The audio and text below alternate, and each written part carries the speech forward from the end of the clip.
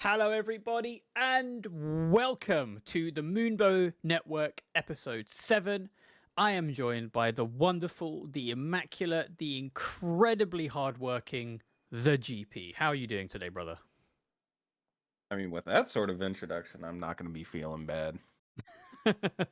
So, today, as the title suggests, we are going to be going over pretty much every new piece of information that has been released over the past couple of weeks. So, from the AMA, from the stream on the 23rd, um, just as much as you can think of, we're going to try and cover all of it. Just to let you know, I do have the release times up here just now.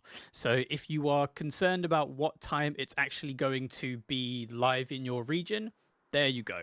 For me, it's going to be 5 a.m. and I get home from work at about 11:30, 11:45 p.m. So I'm going to sleep as much as I can, wake up, start streaming Mecha Break. Although potentially the first maybe hour and a half to 2 hours is going to be server problems because of the amount of people, which is a good problem to have, of course. But you know, we're all incredibly excited to start playing this game. And of course, the Moonbow Network and World Break, which is the lore podcast, will continue after the game launches. But you know, we all have plans, all the content creators, all the mods, and yeah, it's just going to be a very busy and exciting and hype time. So, without further ado, I'm going to let GP go through his list of things that he wanted to go through from top to bottom.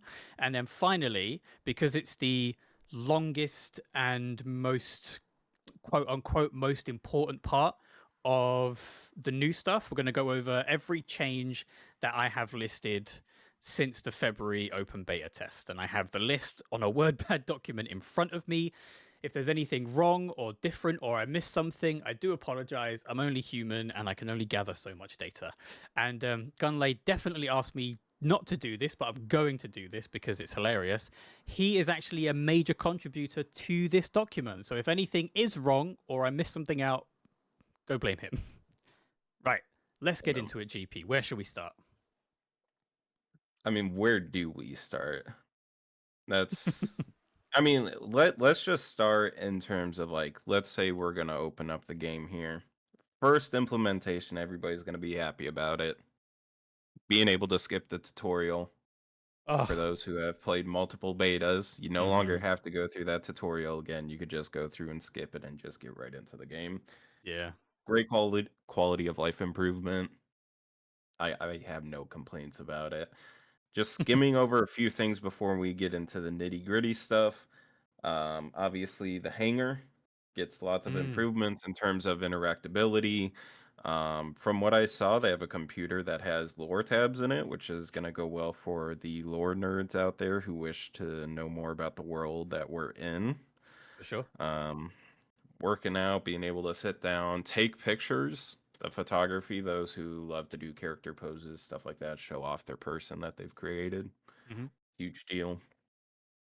But first and foremost, I'm going to leave the new maps, the strikers and stuff towards the end because that's going to fit more into Sure. um, kind of the striker changes and overall gameplay changes. Let's Very just true. talk about the in-game market. Sure, but just very quickly, GP, you were talking about poses and the hanger and stuff. There is Right. that so two things. There's that classic kind of Gundam pose, the one that if you've watched Iron Blooded Orphans, especially, Orga Itsuka uses during the anime. But then there's also quite hilariously a way to do the Yamcha pose when he gets blown up, and I love that There from is. ASG. It's so cool. Everybody knows the meme, and I'm so happy they put it in. But apologies for interrupting. Go ahead. No, you're good. You're good. Interrupt me all you want. I don't care. I ramble on a ton. That's how I am. But I think it's cool that there are more ways for community members to actually go about obtaining Corite, which is the premium currency in the game, and having that a capability of, hey, if you're someone who actually spends a lot of time customizing their character, making something unique that someone would want, Mhm. they're actually going to benefit from putting it up on the market and actually allow yourself to get more premium currency in the game, which, let's say you do something really, really cool and a ton of people love it, you'll probably be set on premium currency for a while. True. I think it's a good thing that it's in the game even in the first place. Yeah, Gives I more agree. people options instead of spending their own cash for it. I don't Hmm. see really any downsides. If anything, CSUN does get their little tax cut whenever you do the transaction. If you put something up for 200 core, right? CSUN does get their little tax cut of 40. But it just kind of reminds Yeah, me of like a Steam Marketplace type of deal. that's true. I don't think you're gonna be. How do I word this? I think it's gonna be a lot less toxic as Steam Marketplace, especially for stuff like CS skins and things like that. Because it doesn't seem like you can go way too overboard. Because while you can price your own presets, for example, for an amount of core, right? I don't think anything's going to be so extortionate that you're going to be charging like 10,000 core right for a preset, even if it is of your favorite character from Darling in the Franks, for example. Right. The only thing I am curious about is let's say you get a preset, but it has um, a piece of gear or equipment that you haven't unlocked yet. Mm. Would that also allow you to still have that on your character? Or Oh, would it true. remove it? Because let's say you do have something like the Falcon collection where it's a unique cosmetic and it's on a mech and you're able to put that preset up, could you technically sell that preset? That's a really interesting question. I would assume no, just because obviously you don't have that custom item. Um, so Right. it would be weird to be able to just pay for it with Corite for a preset.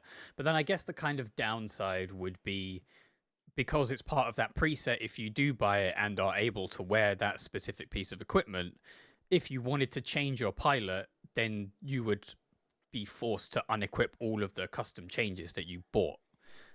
So I can see merits to both systems. I'm not too bothered by it, because it'd be relatively easy to find out if somebody just bought a custom pilot customization, for example, that had all of the unique items unlocked from like battle passes or skins that you bought with Corite. It'd be easy to figure out that they did that and are keeping that on rather than wanting to edit their pilot and having unlocked it before. But I mean, otherwise, if I'm not mistaken, you can. It's not only pilot, but I did think I saw something about mech presets in terms of customizations also being up on the market. So I'm excited what Okay. sort of customization features that will come with mechs and kind of the overall build people are gonna do. I know we had the striker painting competition that happened where people were submitting their Hmm. strikers to be looked at by the CSUM team. Mhm. And I'm excited as to what capabilities are going to be going forward with what sort of customizations people are going to have. So I'm Yeah, excited for it. I think it's a good community building tool rather than everybody being out on their own. It's a good way for people to it's collaborate true. together. It's very true. I think we're going to have to watch out for the customization seller mains in the game because there's going to be some potentially dodgy stuff that even ASG aren't going to be able to anticipate. But you know, the team seem to be pretty on it, especially the mod team. So I'm not too worried. It's just something to keep an eye on. Since we're talking about customization, I think we should just skim over it real quick. We all know about the collection coming out for Falcon, Oh, the collection box. yeah, it's very Big. very nice. It's very nice, but also sad face that it's only in the US and Japan. Hmm. That's the main point. Still no price out on it. But Don't you? Yeah, exactly what Birdie is saying. Don't you mean 9,999,999,999,999 dollars? Don't you mean that? you know what's crazy is that that could just wipe out, maybe we could get Bezos over here and give us some money to help out. Hey, look, if as much as everybody hates the person who runs it, Amazon is a great service, and if ASG partner with Amazon and he just lends a fuck ton of money to just send stuff out, I'm for it. I want that Falcon figure. I want those badges. I want that mat. I want everything. But I will say the fact that you do at least get the skin in game as well as physically in person, I do think that is gonna be a highly sought after. But Yeah. I don't think it shows how many are actually gonna be out in the wild. I saw some Mm. 1400 units. That's how many are gonna be out in the wild. Is So that what it says? I'm on the yep. page for it now. Second page. If you scroll all the way down under Okay. limited release, 1400 units. Okay. PSA, So if there's any American out there who really likes what I do, like really likes what I do, if you buy one, I will cover the cost and shipping and give you a little bit extra on top if you just get one and ship it to me. That call out, all right? I I want it. That's all I'm going to say. right. The difficulty is it is limited one per person. Yeah, exactly. So they'll buy it for me and that will be the one per person. Um, I will say I don't know personally how I feel about the character. Um, you could claim it in game to recruit Leone. Oh, Um, right, yeah. I hope that this is a special version in which she has some sort of different outfit or maybe like visual effects. But I hope there is another version of her that you can at least get in game, and that's not the only way to get it. Yeah, I have a feeling that they'll probably put her up on the cash store at some point because there's stuff like that are in-game items that feel a little bit it stings a little bit more if it's something that you can just I say but just upload onto your store and just have people pay for rather than it being a very expensive molding and casting process for how many 1400 Falcon models and then paying for the mats and paying for the Right. badges that ASG have to do. So I expect that stuff like that will be up on the marketplace at some point for $15, 15 quid, something like that. Hopefully. Yeah. Continuing on, going into talk about the season zero pass. Mm, yes. So, obviously, in the past, it's still based around Inferno. It's the same name, Rain of Fire. We all know that. Fire. But I will say the cosmetics that come in the season pass, I'm excited for. Hmm. Gives a grind for it, especially now that Mare points, from my understanding, are available to obtain in 6v6 and Operation Verge as well as Mashmac. So you no longer have to grind just Mashmac in order Yeah. to Because actually go about they're called mission getting tokens those. now, aren't they? Or at least that's what it was translated to during one of the live streams. Like, I don't know if that's Right. purely because you get them from more things, like the actual missions that you get daily, plus being able to get them from completing slash winning games. But yeah, it is very nice that you aren't just limited to MMK for that. I am wondering though the best way to grind those out. I feel like Mashmac is still probably going to be the most efficient, Hmm. but obviously if you're just grinding the 6v6, you're not going to have a problem of getting those items in the first place because right now we already knew about Panther, if I'm not mistaken, Elizni's, Oh, and then the weapon thing you talk about those. yeah, the Yeah. yeah, the fire weapons. And then I think Lumine was the other one with Did Lumine have hers. something in the last beta? I honestly can't remember. I I can don't think only she had something in the last beta, but I think it was teased in the Oh, in the AMA. trailer. Okay, probably. You might be right. I think just as a kind of aside to that, I was having this conversation a couple of days ago, and the distribution of merit tokens is going to be either very fair or very disproportionate. In my opinion, I think that rewarding somebody for completing and extracting a mashmak game is more deserving of somebody who wins a 6v6 Verge game just by virtue of the length of time it takes. And especially if you're in a higher difficulty mashmak, I think you should be rewarded more mission tokens for completing that feat rather than a game of Verge or a game of Ace Arena. Um, and other people disagree, which is fair because you don't, as a player, you don't really want to be, I guess, discriminated against because of what you choose to play. But I think it's more of a time reward ratio that would be the fairest way to go about it. What do you think about it, GP? So, from my understanding, at least in the previous playtest, Hmm. how it worked, at least in Mashmac, it was a combination of different things. It was a combination, pretty much what it put together was your damage, your enemies killed, and all it did was take that and pretty much divide it by 100, and whatever that score was, your score at the end of the match divided by 100 was how many points you got.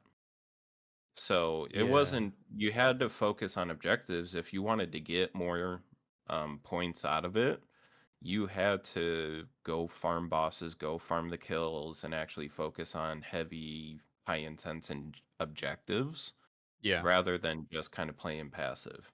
Because the risk, even if you died, you didn't lose out on those points. You just want to have the multiplier at the end that gave you those extra points. So yeah. I really think Mashmech, and at least how the point system worked then, is pretty well thought out. I just don't know for 6v6 if they're going to go off of a point system or like after every Mm. match, like a win would give you a certain amount and a loss would give you a certain amount. That's a good point actually because you live or die by the MVP mostly by sitting on an objective, either yours or the opponent's if you're in payload or if you deliver the most keys in Eye of Mizra. So if they do it by overall score, then people who play the objective the most would potentially get the most mission tokens at the end, but then that obviously skews heavily depending on which striker you're playing on which map. Like if you're on Eye of Mizra, for example, you want a Falcon or a Sky Raider or even a Tricera to be delivering keys because they're harder to kill. But you know, if you're a panther and your objective is to be an annoying little mosquito melee boy, you're really not going to be getting that many objective points. So I just who knows how they're going to do it. It would have been nice to know, but the fact that you can earn mission tokens in everything now is good anyway. Good change. Good change makes people happy, and if you grind it enough, eventually you'll get what you want. Yeah, So exactly. at the end of the day, I'm not going to be mad about it, especially since everybody's going to be happy. Sure, some people may disagree with, how quickly it's happening, and maybe they would want it to be quicker, but at the end of the day, nothing you could really do about that. True. Um, Oh, just very quickly as well. Do you know if there is going to be the same cap on weekly? I mean, if it's going to be 6K cap a week for mission tokens, or if it's going to be 15K so that you can earn enough to just buy a striker from the store, or is it going to be uncapped and you just have to continuously work your way through? no clue on that. I Fair have enough. no information on that.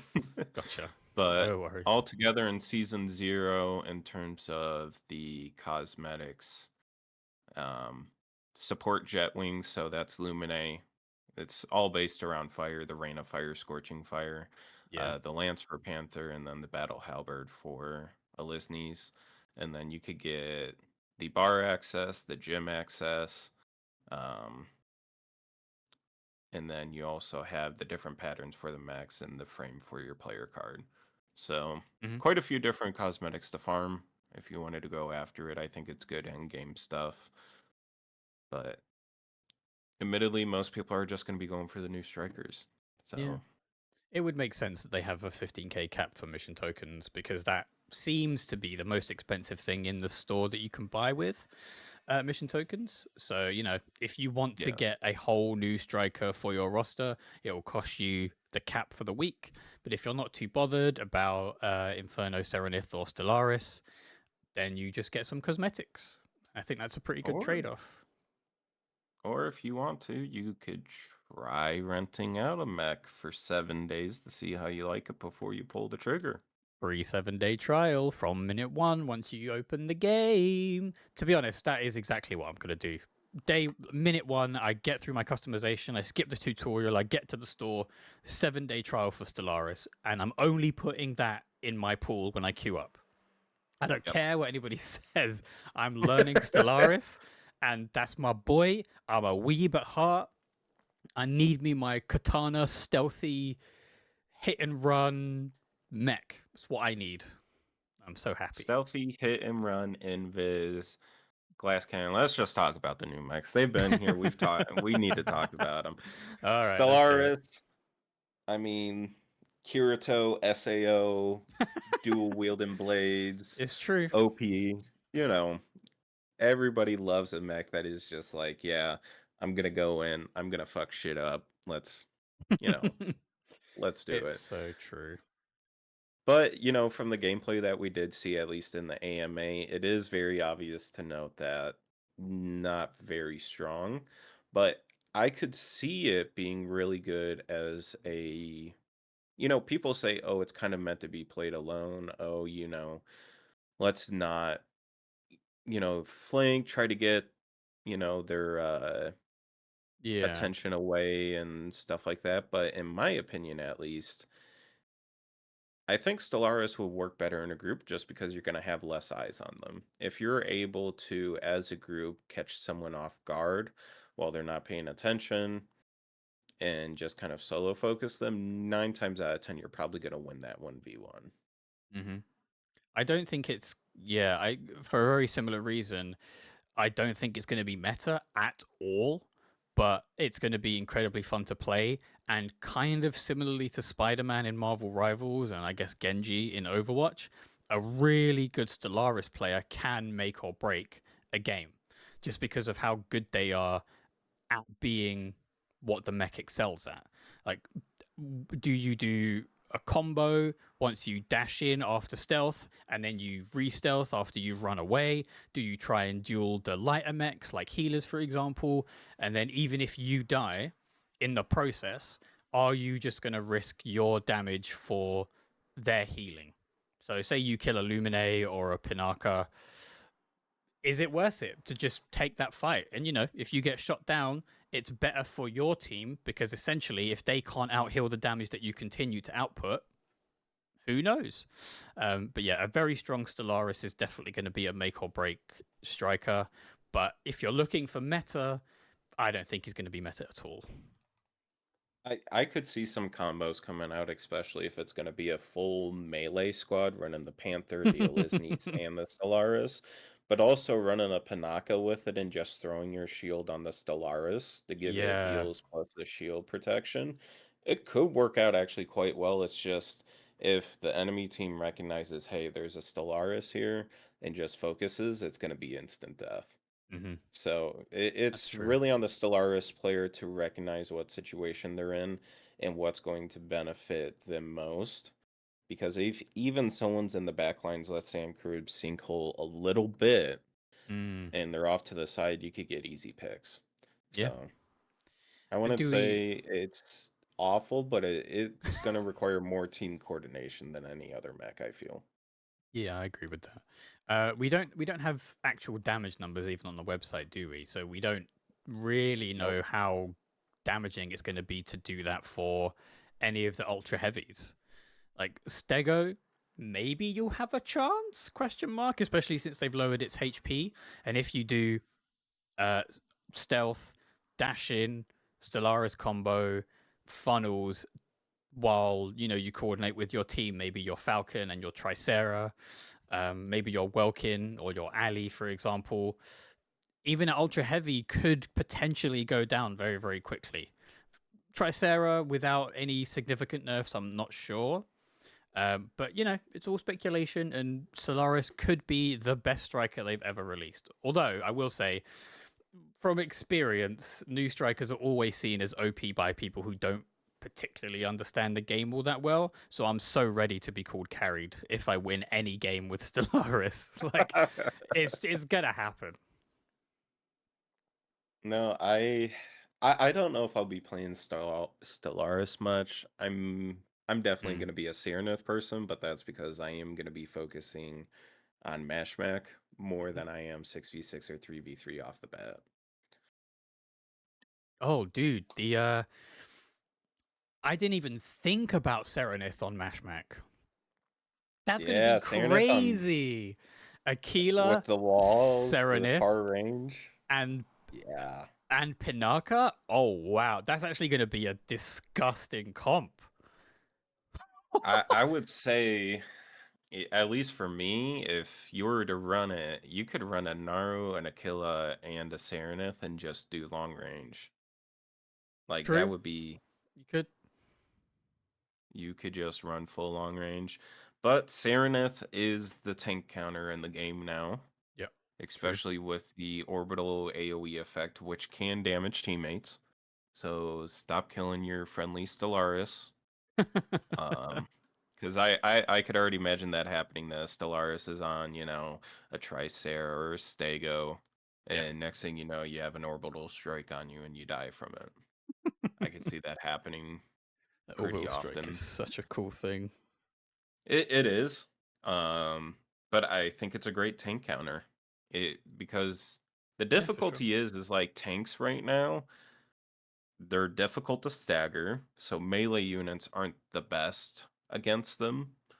Especially Tricera, all you have to go is in turret form and it auto staggers pretty much any melee attack. And Yeah. yep. And Serenith is just that counter to any sort of tanky role. Now, with its orbital strike, if you don't move, you're just gonna have to eat all that damage. So It's true. I think there will definitely be game modes where Serenith is 100% a pick. I'm just thinking for not crowd, for Misra, so key collection. I don't know how effective it's going to be because even if somebody is staying on the point exclusively with, say, a Welkin box, um, oh well, that's another point. Actually, we're talking about like comps and stuff. Does Welkin box survive that long against orbital strike? Or are there any shields that actually just get completely decimated? So maybe it is really strong for key collection. Man, you know that beautiful mind scene where he's just seeing all the calculations and stuff. This all is the how it's gonna numbers and be. Yeah, that's like every time I say a thing, and then another thing pops into my head, and then that leads on to another thing. It's gonna right. be great to figure But out. it's such a beautiful time for the game because we have yet to flush everything out, and as the additions of strikers come in, it's just going to change up team comps and metas, Mm, and we're going to see what people really get into. But I will say with Serenith, I think it's going to be valuable in pretty much most game modes, especially since most of the capture game modes, whether it's Krab Sinkhole or I Am Misra with the key capture, as long as someone's taking damage, they can't capture it. mm. So if you're just calling in orbitals on a key and they don't have a welcome to put up a box or anything like that, you could pretty much stop any of that from happening. Hmm. Now, admittedly, you'll probably run out of ammo at some point, but you can at least hold it off. Yeah. And of course, we're thinking in terms of the Serenith being just left alone in this instance. But of course, if people are running, say, Falcon or Sky Radar or Aquila, Naru, it's likely that the Serenith is going to be a top three target just because of how much damage it can 100%. output on static targets. So, you know. Plus the wall hacks. Oh, yeah, mate, the wall hacks on Serenith are just mental. Like, the cooldown's long, but it's such a interesting ability. Right. because even if you don't have a clear line of sight, it's an orbital strike. You could just call that in from above. Hmm. But if I think it works the way it does, certain maps like the 3v3 Sky City map, if you're inside a building, I don't think that's going to hit you. So Oh suddenly yeah. when you go inside buildings, I feel like it's going to not work I'll as work as well in well. terms of a team comp. Hmm. That But continues to evolve the meta on different game modes, right? Because if you have a lot of inside points, like that new map that we saw that has the water, which yeah, could be a good segue to the next bit. Um, if you're inside taking C and B, then Serenith is going to be useless for 2/3 of point contention. It could only be useful for A, which is right in the middle. But then you have to think about the fact that it's energy weapons, and energy weapons deal less damage while you're in water, or if the beam is going through water. So, you know, it's crazy that we thought that bunker comp was going to be so dominant when the game came out, unless something like Serenith happened, and then as if by magic, Serenith happened, and it happened, right? and it's so nice. Um, It's just yeah. Season sitting there watching everything unfold like, yo, fools, fools.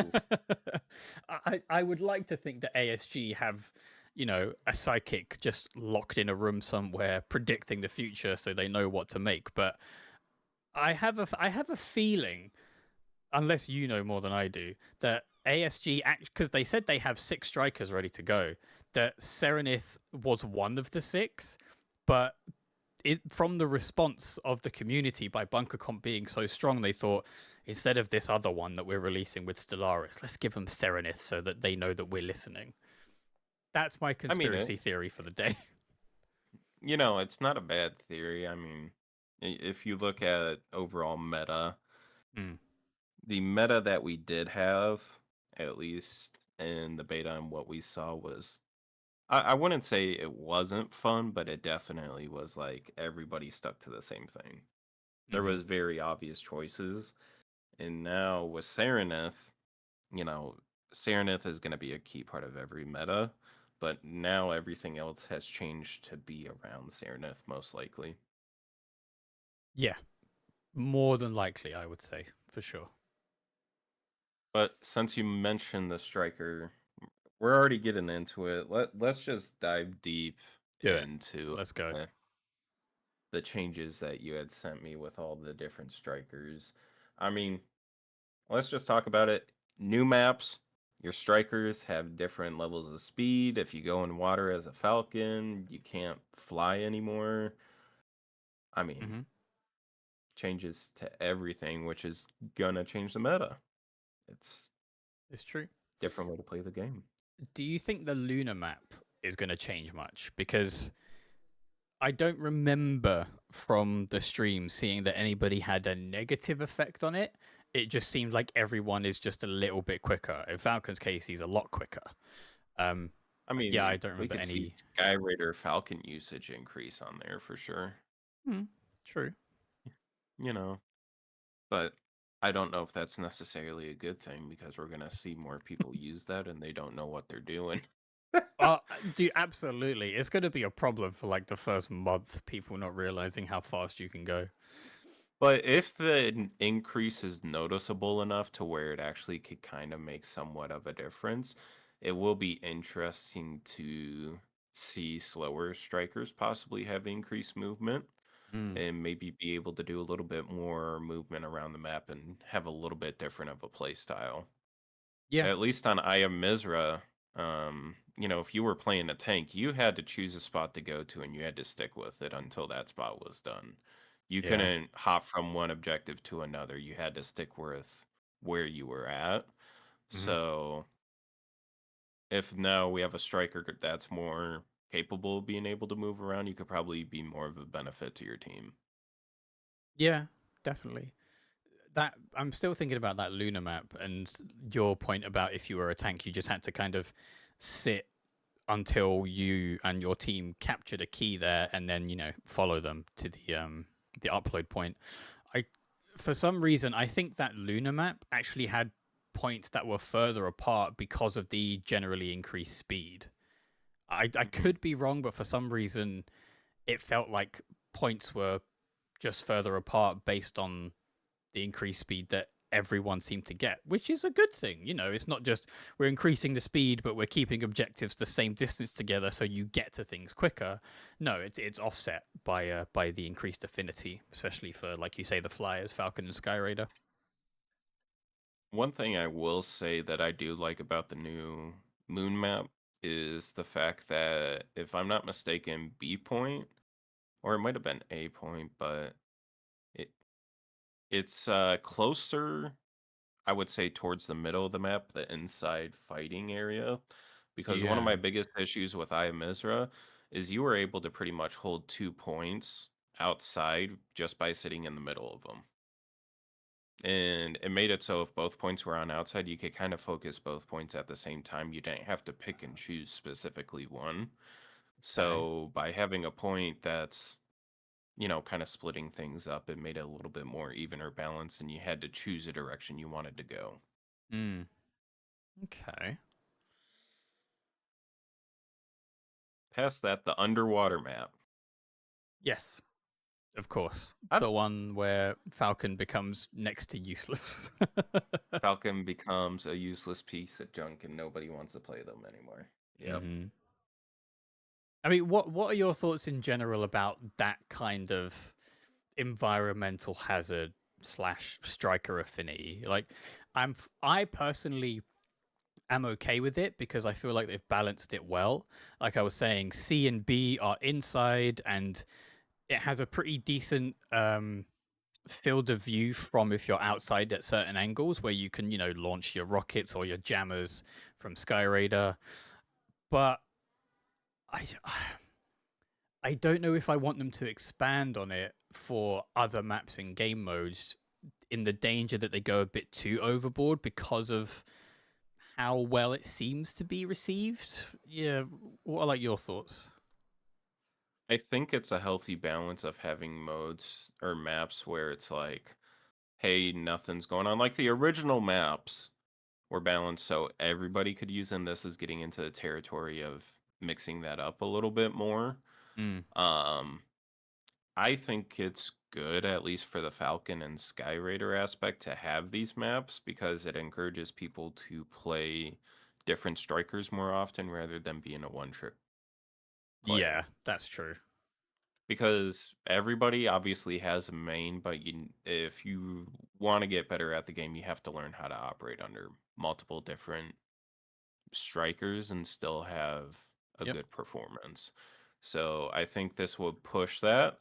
Or if you really wanted to, you could go the exact opposite on the map.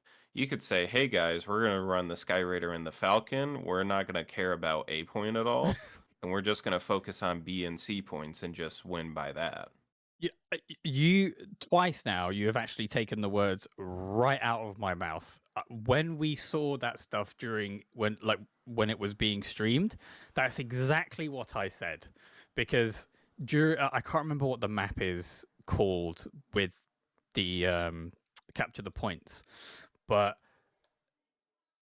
a really good strategy is to capture two, one middle, and then one of the ones at the flank, so that you have coverage and you can support one from the middle, or you can support the middle from one of the flanks. And forcing a team to have to choose to focus on one means that everybody is able to converge very quickly if they say focus on, let's say you've got A and B, and the team the enemy team only has C, and they say, you know what, we need to dive A right now because we're losing. You could just gather up and have a 6v6 on A while you're still winning the fight, or while you're still winning the match, because you've been smart about it, rather than trying to separate your team between all 3 points. So yeah, we think exactly the same, GP. I'm telling you. But also, the water is not deep enough to where, Skyrider and Falcon could at least get some of their abilities off. So I do Mm. find that at least nice that they're not completely out of play. But if you are going to be fighting in the center a lot and focusing on the center point, it is one thing that you're going to have to at least be mindful of. Mhm. Now, how I view it in terms of let's say and talk about a solo player, most solo players are not going to want a Falcon on that, have a Falcon on the map just based on the fact that It's true. coordinating that amount as a 6v6 team is going to be difficult for most solo players just solo queuing into games. Yep. So I'm not going to see that map, at least in terms of, ranked grind and stuff like that, probably having that level of team comp. But, in the future, during the actual competitive scene going forward, it's definitely plays like that are definitely going to be happening. Yeah. I mean, it comes back to your point about not being a one trick, right? It's fine if you are, but you're going to be a much more valuable member of even a solo queue random team if you're able to pick around what other people play. So, PSA, don't be a one trick. You, like GP says, you might have a main, but if you want to be useful for your team, it's not just about kills, it's about being able to expand on your skill set. So, yeah. Unless you're a Lumine and Panaka player, then you're just support for the rest of your life. Mm. So Crab sinkhole is chlorite extractors, isn't it? it's the domination mode. If you're thinking about the Corite extractors, that's Cape Blanc Observatory. Hey, Blanc. Yes, Crab. Yeah, you are correct. Sorry, Shayak. My fault completely. Yes, that is Crab sinkhole. Cape Blanc Observatory is the chlorite extractors. That's my fault. I apologize. I will Yeah. say, new map for the transport cargo mission. Mm, Absolutely love the payload. theme of the map. The Yeah. theme of the map is so cool. Going down a whole entire side, cliff side, pretty much. I love the fact that we have more elevation of terrain. Like, I'm not saying that we don't have it currently, but it's mainly just buildings or hallways. This one's an actual slope down the whole entire side of the rocket. Yeah. I when I was like again while I was watching the stream on stream, I'm really enjoying the variety of map theme. It's really cool, and like you're saying, more elevations, differences in terrain is part and parcel of being able to use a striker that has a jetpack or a booster or whatever. And ASG are just doing they're just doing stuff so right at the moment. Uh, it's just Yeah, whoever their design glaze, team glaze, is, glaze, glaze, kudos to glaze. them. Sorry. Kudos to the Yes, design team. absolutely. Yeah. But since we're still talking about strikers and mechs, do we want to get into like the nitty gritty buffs and debuffs? Yeah, sure. Actually, before we do, I just want to do some mid-stream promoting. So, as you can see, oh, I actually forgot to put that as part of the uh, commands. So, uh, we have a few commands that are part of the title. So, of course, we have exclamation mark questions. If you would like to ask GP any questions, please do in the chat. Make sure you at me so that I can see them if there's a lot of chat going on, and then we'll ask them at the end, like Birdie has one now, because obviously I don't want to disrupt the flow too much. That's going in the notepad so that I know it's there. Secondly, we have exclamation mark mecha break, which is basically nope, that doesn't work. Thank you, Stream Elements. I'm so happy I use you. Uh, That's my strimmer. okay. Oh, let me try this one. There we go. So I make Mecha Break content. I have two podcasts. It's this one and the the law podcast that I run with Az, which we're going to do another one soon because me and a few of the law people have something quite big cooking, but we're not going to talk about it yet. But it is law related. That's called World Break. I also upload shorts and stuff. There's a few of them from the beta. There will be just general gameplay on there when the game goes live. So, if you're enjoying this and you want to support, please feel free to hit that follow button on Twitch or subscribe over on YouTube, which I think is in the About section. But if it isn't, it's here. I'll put it in the chat later. And then we have MB Discord. Which is basically all of the Discord links that are currently like the biggest ones right now. So first we have the Mecha Break official community Discord, which is the first link. EU/Mecha Broken, which is run by Lyrics and Gunlay, is second link. NA/Mecha Scrim, run by Charlotte, third link. And then Mecha Box, which is run by Millennium and Puppet, which is the final link. And then final command is tournament. Because I'm EU, of course, I have an affinity for them. I'm part of the organizational team for the EU community Discord, is having their first tournament. It's going to be on the 19th at 6 p.m. CEST, which is, I think, UTC just +2, +1, +2. I can never remember. Time zones are horrible right now. But yeah, make sure you head to the challenge page to sign up. Donate to the Matcherino what you can. And make sure you join the Discord as well if you just want to hang out, or if you want to apply for the tournament. Then you need to be in the Discord so that we can organize stuff. And if you win, you get the prizes. So,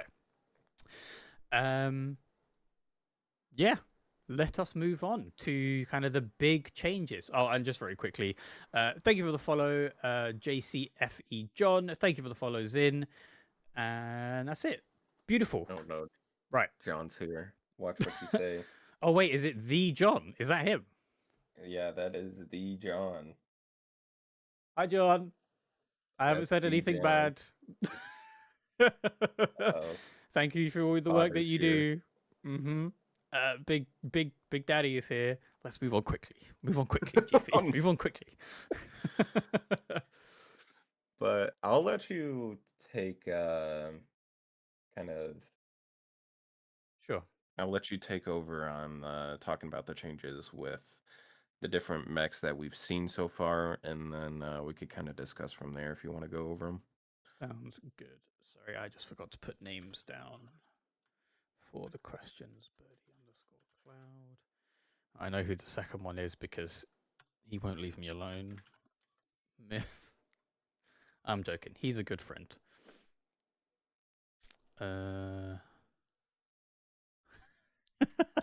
Thank you, Myth, for being so friendly to me. I love you too.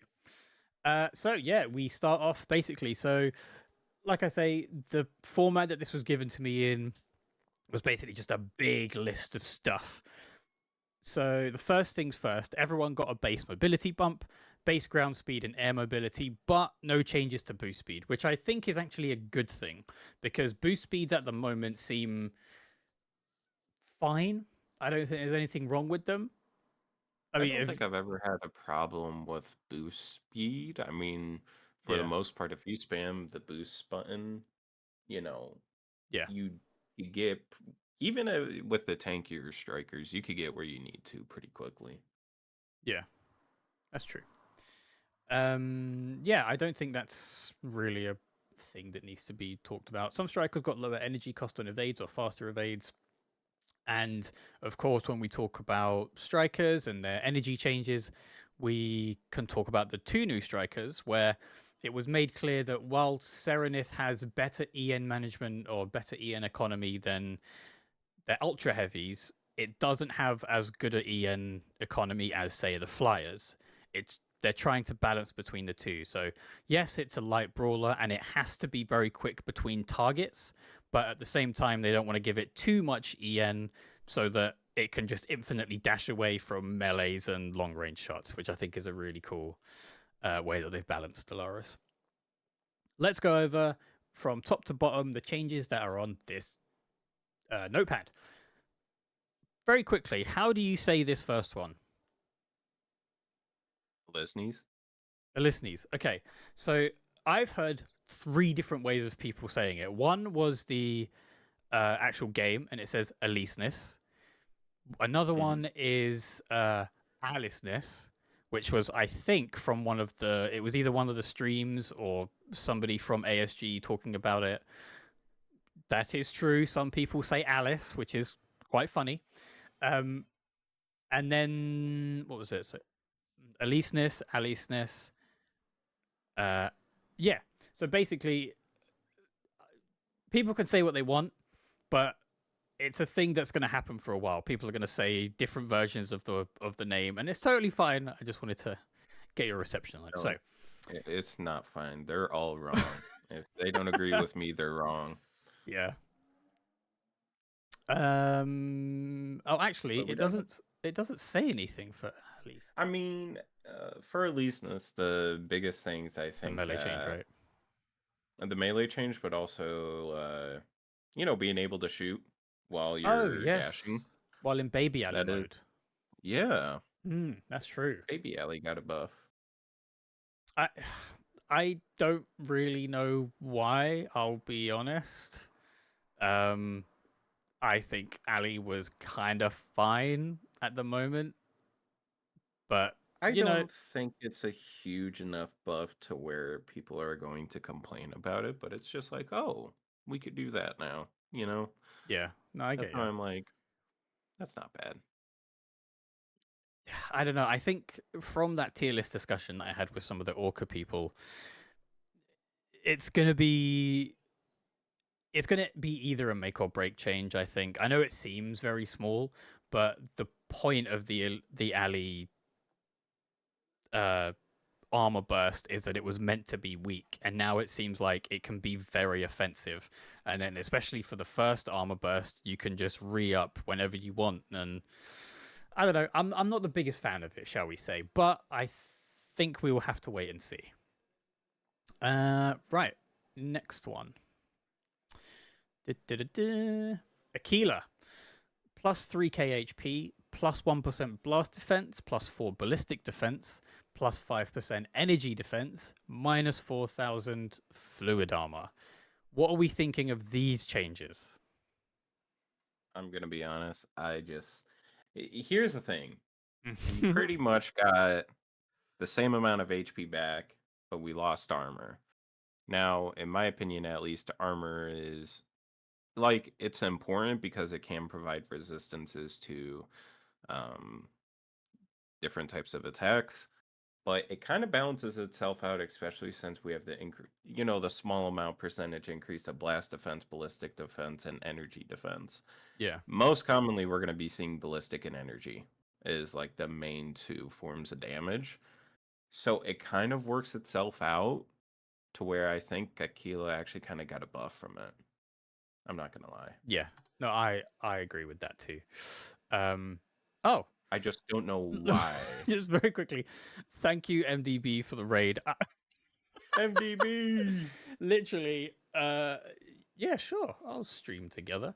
Um it's quite funny. Literally, no, for real. Literally, as I um as the raid happened, I messaged him in the Discord saying, "Imagine not supporting proper content, MDB." Literally as the raid happened, which is amazing. I love timing like that. But yes, hello everybody from MDB's raid channel thingy. Thank you very much for watching, for coming through. My name, if you're not aware of who I am, my name is Danarai. I'm I guess, a variety streamer moving into more focused stuff, especially Mecha Break. We do 2 podcasts. I'll just put the links up again because I'm a massive shill for myself. There we go. I do 2 podcasts, shorts, commentary, and gameplay. We're going to be hammering Mecha Break as soon as it comes out. It's at 5 a.m. my time. And yeah, easy peasy lemon squeezy. So once Man, again, thank you very much, and I hope you will stay and follow and engage with us, me and the GP. Anyway, let let's continue. So Aquila, yes, absolutely, it's a buff overall. I think the fluid armor thing is okay. That's fine. It's a nerf that he probably deserves, but everything else, I don't know why they buffed it. Maybe they wanted, well, it seems like they definitely wanted Aquila to be more tanky, But I feel that was one of the main issues with Aquila was that it was Yeah. way too tanky and it was able to duel pretty effectively. So not Yeah, the I greatest don't fan. know. I don't know specifically the thought process behind it, but that was one of the main strikers I played during the beta, especially during Mashmac, was Aquila because you had the ability which gave you, you know, you can just go really quick over a pretty great distance. Mm, And especially during Mashback during the beta, it would be really easy to close in on someone, take someone out, and then have enough health to make it back out. mm. So I don't know the thought process, but I think if anything, Aquila probably could be nerfed a little bit more and still be good. Yeah, I'm 100% on board with that. It's a bit of a pain. Although now, because I'm thinking of this from a Falcon perspective, it was quite annoying to try and duel an Aquila, and if they were just better than me, they were able to kill me, even though it is, I would say, technically Falcon favored. Being a sniper and being that tanky, it feels wrong deep inside. You know what I mean? um, but who knows? Maybe this buff is to allow Stellaris to be the flyer killer, especially Aquila, because its melees are gonna go straight through that fluid armor, and it has less of it now. So if you team up with another striker on your team, maybe it's more effective. So it could potentially be a static buff, but an overall general nerf. Who knows? We're gonna have to see. Game comes out so soon. We could all test very, very soon. We got like 36 hours. It's true. It's true. I'm just going to show it one more time. If you are unaware, here are the release times for your regions. It's 5 a.m. BST for me. I get back from work at 11:30 p.m. So I will be sleeping as much as possible and then ordering about 15 coffees to keep me awake for as long as possible. Um, yeah, you can see where it launches simultaneously for your time zone. Please do jump on because the game's going to be awesome, and I have no doubt of that. I can guarantee it. Right. Next striker, Hurricane. Okay. Very Whoa, simple whoa, one. whoa! You're skipping over Falcon. How are you gonna Oh, skip over sorry. No, Falcon? sorry. It was squished. I should really format this better. But yeah, sorry. Falcon is next. I apologize. My current favorite, current main, is Falcon, which will change to Stellaris, which is no surprise. So yeah, air energy regen minus 500. Now, the first thing I want to talk about regarding this is the accessibility to the wording of each stat because it has been notoriously horrible for anybody not part of like a proper team to understand what a lot of them mean. What does air energy regen minus 500 mean? Does it mean once you're not in flight mode anymore and you're just moving, that's how much energy that you're able to regen per second or whatever?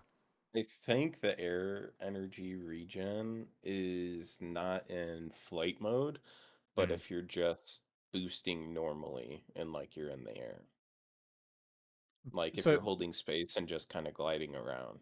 right. So is minus 500 the it's definitely going to be the amount that you get back per whatever, but will it be the energy that you regenerate while not using any energy, or will it be specifically after boosting? I have no clue. Yeah, see. Which is why I think they I were I just very see a clear. big number and I'm just like, oh, that sucks for Falcon players. Good thing I don't play Falcon. I mean, this is the thing. The Falcon had such incredible energy economy before. I don't think it's too bad. We do need patch notes. I'm sure they will release when the game goes up. Hopefully, um, anyway. I am happy that they have more altercations of their dodges, such as the Alterations. loop, and you can now increase and decrease the speed of the loop. That Hmm. is one thing I saw that is nice Yeah. because after a while, I did see some players kind of get used to seeing a Falcon or a Sky Raider do one of these moves and learn the patterns over time, and it Yeah. kind of became useless.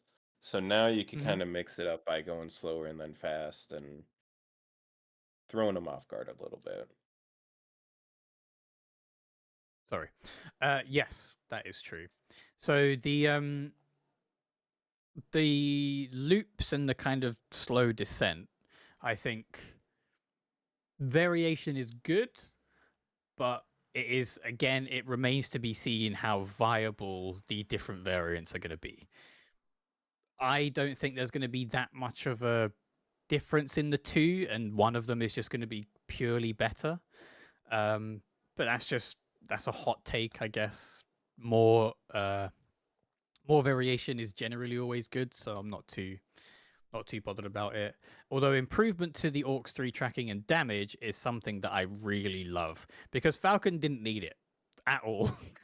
It's just if you were Those are smart the enough in your Falcon play, missiles. you didn't. Yeah, it's the like the big missiles that you can fire, and you basically just dump all of your damage into it, and then three Yeah. is like your big boost ones. Yeah, I don't think Falcon needed it. I think its tracking and damage was fine, especially when you were, teaming up with another striker to take something down. I think it was completely fine. But yeah, Falcons will take any buff they can get, especially when Orca puts him at bloody C tier or B tier, which is still confusing to me. I don't get it. I think he's great, but I mean, in yeah, my worldview, Falcons and F, but Falcons and F. Wait, why do you say Falcons and F? because I suck with flyers, that's why. Oh, okay. Do you suck with flyers and you get killed by them a lot, or is it just the former? Just the former. Yeah. Mm. I don't get killed by them a lot, but I'll definitely as Illuminate chase your ass down and put damage bots on you. Fair. I don't blame you, to be honest. Right, next one. Now it's Hurricane. The Yeah, only change that we know about is the plus 6k HP. Now I would like some I'm happy. other people to chip in on this one because is this enough for Hurricane to be regarded as part of a must pick at the moment or a Yes. meta pick? You think so? Yes. Tell Very me much why. so. Okay.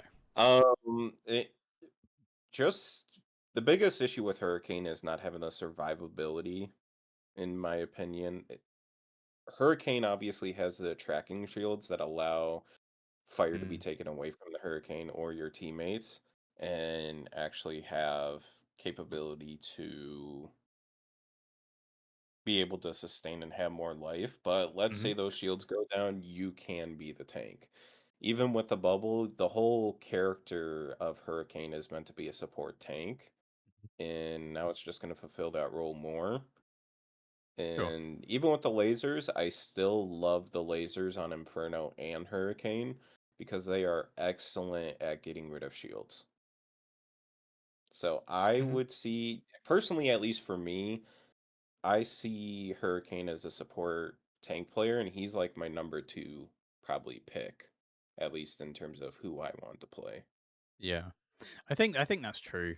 Just generally for Hurricane, that he was the kind of off tank, if you will. If Tricera was the main tank in an MMO dungeon fight or a raid, then Hurricane's the off tank. It has the ability to deal more damage on a consistent level, but if need be, it can take over tanking duties if the Tricera ends up dying. So I think that's pretty apt. And then Inferno, it looks like got a lot of stuff. And now I'm scared. I'm actually scared of Inferno now. I think when He got nerfed.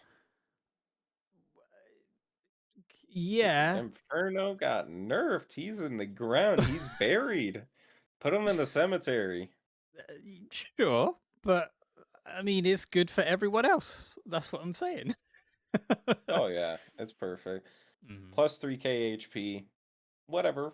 Fine with more HP. Yeah, Air EN regen. That's down. Don't know what that means yet still. Minus 10,000 fluid armor. yeah. He is gonna be just brittle. minus 100 fluid armor regen.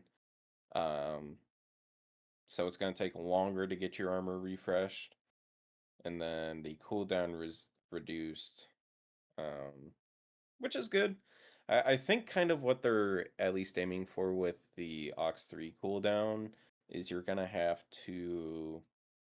I- One thing I noticed with Inferno before is you could kind of stay up in the air and kind of float around the map a lot more. Mm, This makes it seem like they're trying to make it so you're not going to be floating around as much, and then you're going to be having to use your Ox 3 to get yourself out of sticky situations more. I think that's kind of what they're trying to go for is Inferno is going to go in, roam around for less amount of time rather than being a constant nuisance mm. and kind of have to back up and kind of like a further laser version of Stellaris. Kind of pick your choose your fights a little bit more wiser. Yeah, I agree. So is Orcs 3 basically the Trans Am thing, where it leaves after images? Right. Yeah. So it's this is the thing. I don't think it's going to be that bad for Inferno. Honestly, it's uh, it's not meant to be tanky. It's meant to output damage. So Inferno means you can stop whining. All right, your striker is And fine. BB got called out. Your striker is absolutely fine. You have more offensive capability now, and yeah, just stop whining. Buff Stellaris. Moving Yo, on just buff to Stellaris plus exactly 2000 damage. plus 2k for every sword swipe. So it at the end it's like 12k damage or something. Um, so Narukami and Panther aren't listed of anything here, but we know the No. Narukami thing, which is the stun on the grapple now. How Yep. impactful do you think that's going to be? For people who don't know how to aim, not very. Just keeping it real, just keeping it real. Hmm. I'm sure there are going to be case uses where people are going to get really good at using the grapple, but at the end of the day, if you're not paying attention and a Stellaris knows where you're at and sneaks up on you, it probably won't matter too much. It's Yeah. just for those situations, especially on Sky City, when your team's starting to get overrun and maybe you have someone a little bit beefy next to you that's a bit slower, you're going to be able to get out of there. Hmm. What do you think the potential for grappling over someone and then being able to deal a pretty decent amount of damage before getting out of that situation? So a Naru gets closed in on by a Falcon.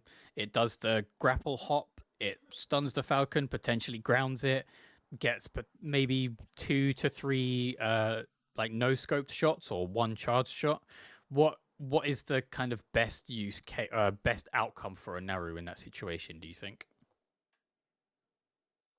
Honestly, if that was me and how I was playing, I would always just use the grapple as an escape. I Okay. wouldn't in any way use it as like an offensive. You could use it as an offensive if someone is low enough. Like if you see an opportunity where a falcon's running by and you grapple them out of the air and stun them and then just finish them off that way, that'd be good. But if there is someone that's near you, most of the time it's going to be at least a team or it's going to be a flyer on their own. I just, especially with Naru's lower armor and being very brittle, I Mhm. wouldn't want to take a risk of exposing the position too much. Yeah, that makes sense. I'm on board with you there. Panther. I Lumine, you skipped over. Yeah, we'll go back to Lumine in a second. Uh, Why pa- Lumine? The Get one character I played, you skip over. because I don't want your take on Lumine until after because it's the one that you play. Oh, unfortunate.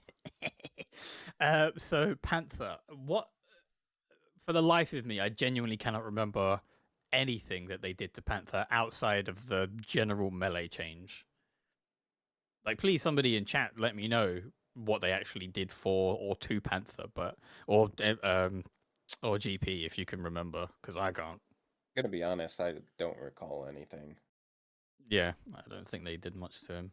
I think it's I one of think those. the only No, you go. thing that they changed maybe wasn't their yeah, Myth said something about charge canceling, but also, if I'm not mistaken, just like Elizni's, you can charge up and do like an attack, and you could switch off of your lance to a shield when Mm, you're moving in with the charge. yeah, I think yes, that sounds about right. But I could be wrong. Hmm. I mean, it's so hard to balance a striker like Panther, and it will be hard to balance a striker like Stellaris as well, because you will always have the argument of every other striker has a ranged option that's very high damage and is meant to keep melees away from you. So when a melee gets in, it should do a hell of a lot of damage and also kind of be guaranteed. But how do you balance that? Do you give Stellaris more armor to duel more effectively, but then you make it more like Panther and you don't want that? Do you increase the stealth capability of Stellaris? You could, but then it becomes much harder to kill and it's supposed to be fragile. And I know I'm talking a lot about Stellaris. I'm so excited. But yeah, in terms of balancing melees in a predominantly ranged game, it's incredibly hard to do. So yeah, Yeah. I don't know what you could I do to think that was Panther the to yeah. I think that was the only change that they mentioned or was like seen. Yeah, yeah, probably. I mean, you know, when the VOD goes up on YouTube, people will correct me if I'm wrong, and I'm happy for that. So, Pinaka.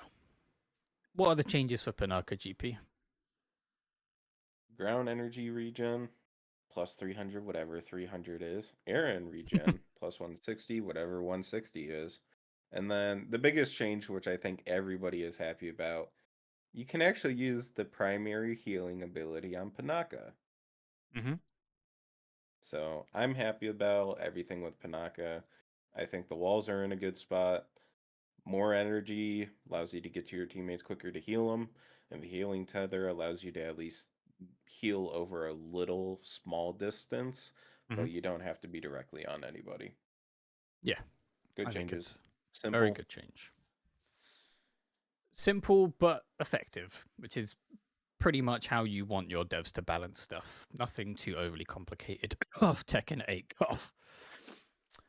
Sky Raider. 2000 EN capacity, ground energy regen plus 16 up to 9800. Up loop, down loop now have variants. It was the case, though, if I remember correctly, that Sky Raider didn't get the loops from the last beta. Is that correct? Or am I just going insane? Gonna have to reference chat on this one because I don't play flyers. Because, yeah, I think this was a point of contention about the things for Falcon. That Falcon got the spiral descent and then the loop de loops, but Sky Raider didn't. Honestly, it feels like centuries ago right now since we were able to play this game Right. that I can't remember. But now Sky Raider basically has exactly the same thing as Falcon does. Orcs 1 CD Yep. increased to 7 seconds, 15 seconds up from 8. What do you think? How are we feeling?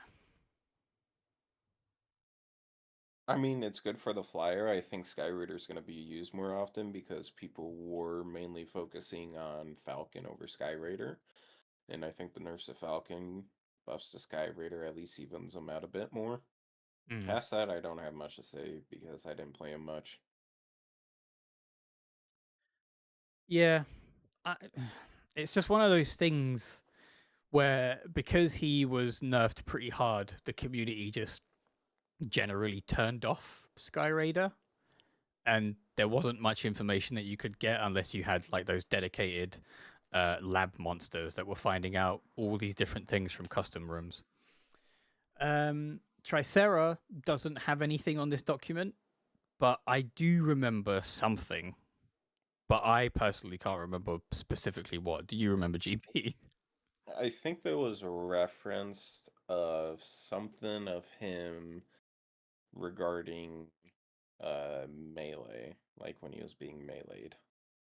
Mm, I remember there being okay. some sort of mention of it, but I can't remember specifically. Mm. I mean, Tricera just needs to be nerfed into the ground anyway, so we don't really need to talk Wow, wow, wow, about it wow, wow. He's anymore. my third favorite. How dare Welkin you? plus 2000 HP, plus 4000 fluid armor, Orcs 1 CD nerf, Orcs 1 CD increase plus 5 seconds, 20 up from 15. Minimum cancel cooldown increase to 5 from 3, which is one of the major things which I think people were annoyed at from Welkin in the beta, that it just came back instantly if you broke it instantly. And yeah, that was annoying. Orcs 3 shield widened and cancel CD reduced. Now, Welkin has pretty much unanimously been called the best striker in the game. What do you think about Welkin? I think the only reason that he was as good as he was because of the box. And now that the box has gotten nerfed, he is more in line with the other melee mechs. Um, Okay. you can't really just spam boxes anymore. I think the shield widen is good. Mm. Um, because at least in my viewpoint, instead of going in there and being a solo player with a box, you now will probably have to coordinate a little bit more for him to be more effective. Potentially. I think there was also the change with his frontal shield, right? Where it actually fully blocks damage now from melee Hmm. attacks or anything from frontal, so he can't be interrupted. Which is very, very powerful. In addition to having, even though the box has been nerfed, it's still pretty good. Uh, yeah, I mean, I don't think this takes him down too much at the moment. Welkin's still going to have incredible utility with that spin. The EN nerf that they did for spin didn't really change much. It still has pretty good chase ability. It has the buff to the shield now. It does still have the box. Its health pool is higher now. I just think, yeah, it's still going to be a problem. I missed Stego, didn't I? You did. I did. So Stego, we know about the massive HP nerf because nobody from the Stego community likes that, but I don't care. Minus 12,000 HP, plus 3k EN capacity, and plus 70 fluid armor regen per second. I think this Yeah. is totally reasonable. It I don't is. think there's anything wrong with this. Yeah, I'm fine with everything. More energy capacity gives them a little bit more movement, being able to actually get out of sticky situations a little bit easier, and then obviously the increase in the fluid armor regen. Um, I I genuinely think that the fluid armor regen is kind of nice, Hmm. especially with the capacity increase. So Yeah, definitely a nerf, but he could get out of sticky situations a little bit easier, so I'm happy with it. yeah, I'm completely fine with it too. I don't think he ever needed a damage nerf, so it's good that they haven't done that. But people will complain about anything. He's meant to do a lot of damage. The whole point of Stego and Tricera players is that they're okay having a lukewarm IQ because all they need to do is sit there and press buttons. And then maybe you have to reposition a little bit, but you sit there and press buttons. I think everybody kind of agrees with this. Yep, But yeah, it seems like Tricera and Stego are fine if continuously very, very good strikers. And then yep, finally, take us to the Lumine part, Mr. GP. yep. Air EN region minus 480, whatever minus 480 means once again. They did increase as well the Ox2 cooldown, which is the one where it gives energy regen. That's the Um, wings, right? yep, that's the Yeah. wings.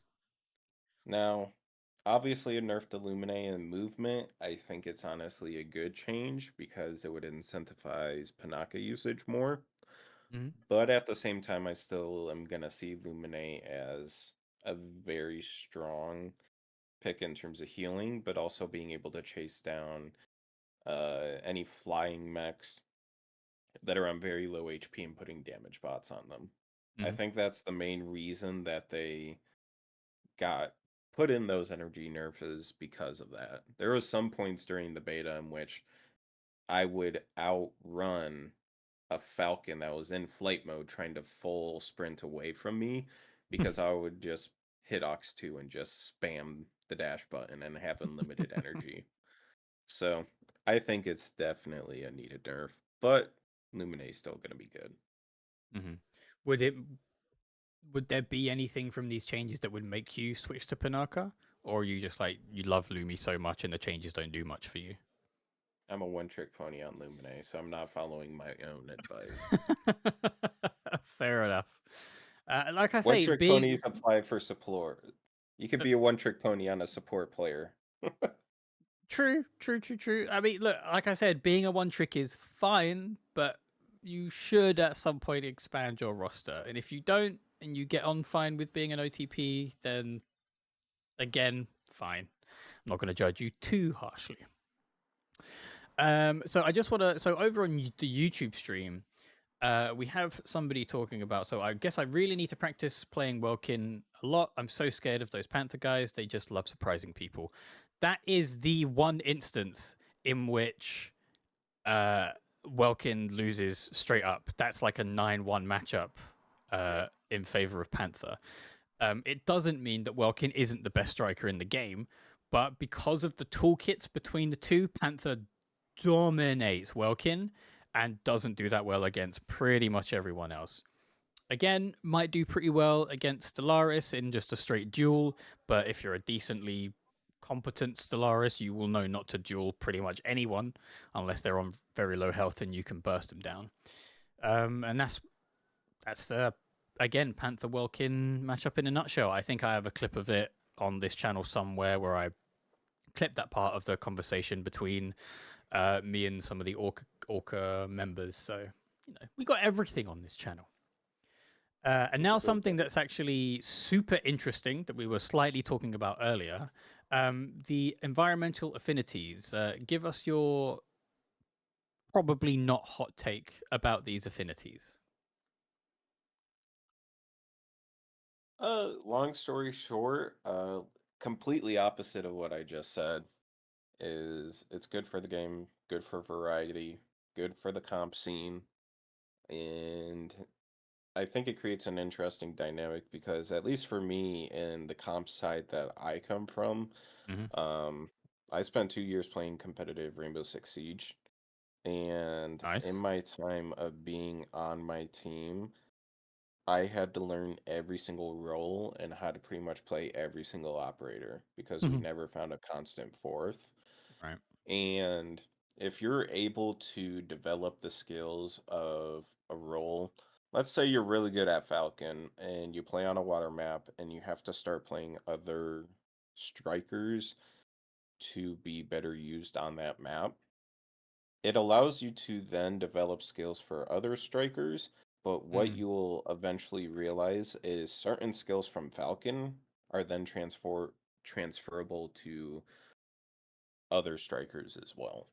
So, Okay. at least for me, when I was playing Luminae mainly and I switched to Aquila, um, a lot of Luminae's movement I actually used on Aquila.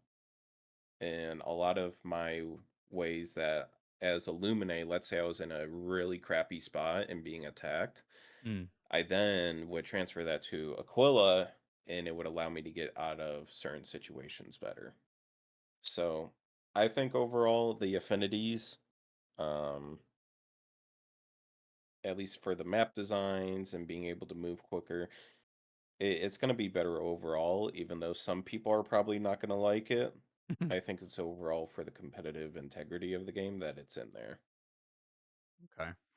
Because I was kind of very anti this mechanic in the beginning because I didn't want anything to affect the competitive integrity of the game, especially when it was being pushed so hard as an esport from before the game even launched. But the way that they've implemented the two so far, it gives me hope. I think that picking a comp around specific maps that have these affinities is going to be vitally important. And I think if they don't overdo it with future maps, it's totally fine. I do wonder if they're going to add affinities to existing maps, but I kind. This is the thing. I don't. Do I want that? I I'm flip floppy about this issue.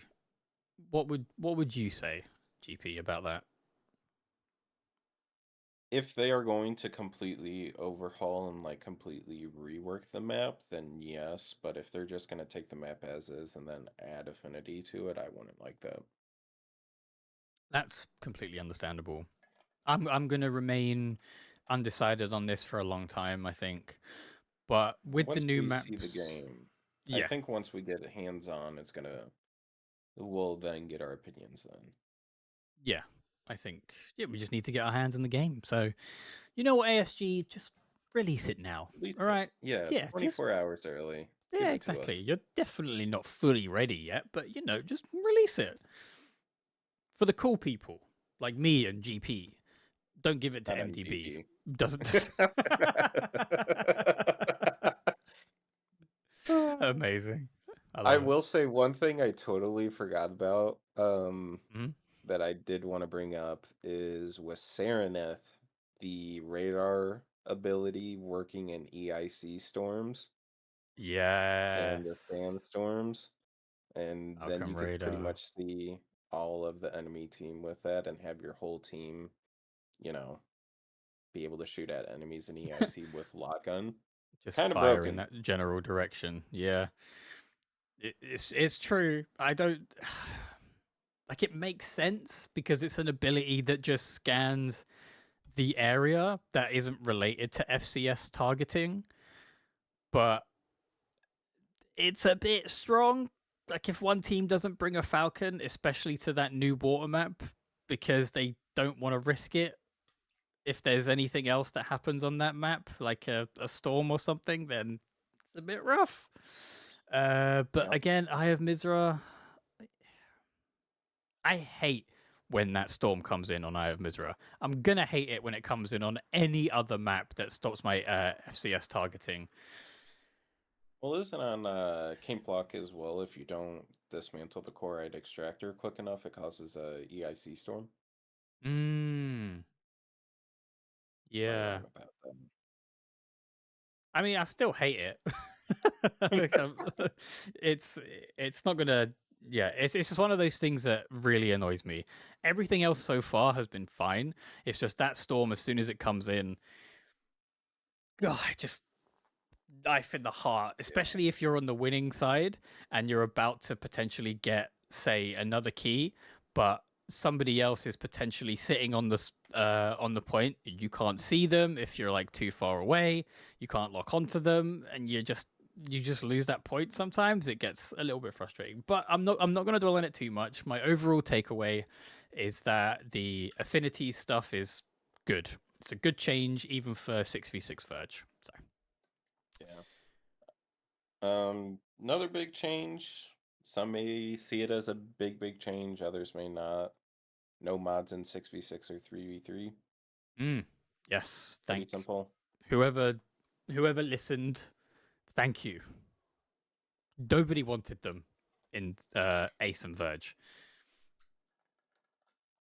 I mean, To be it honest, didn't bother me. It didn't bother me, honestly.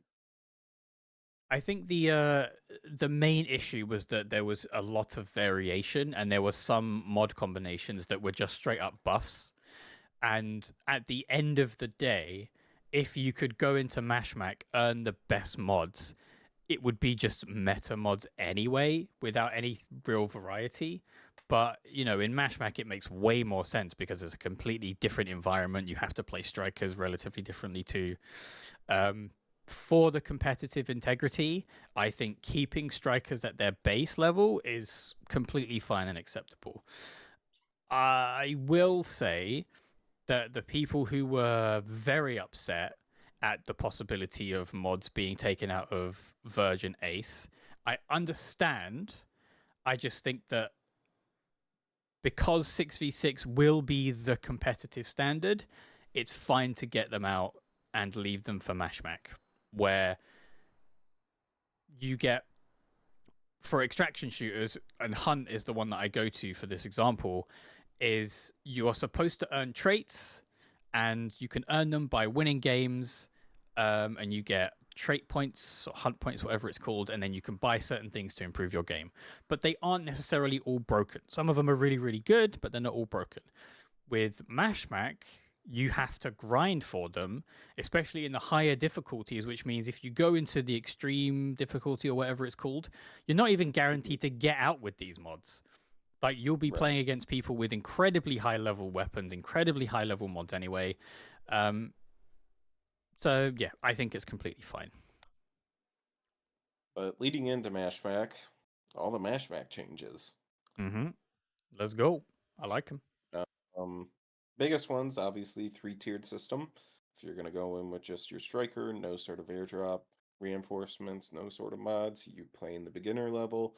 Mm. If you equip, some airdrops and no mods at all, you give yourself a little bit of a buff. You'll be in the medium group, and if you run both mods and airdrops, you'll be in the high group. Yeah. Easiest way to explain it. And it makes sense. During the beta, if you grind a Mashmac and you got the autocannons to level 5 before anyone else, and you went up against people with autocannon level 1s, you pretty much insta-melted them. So I understand the reason for it. Makes sense to me.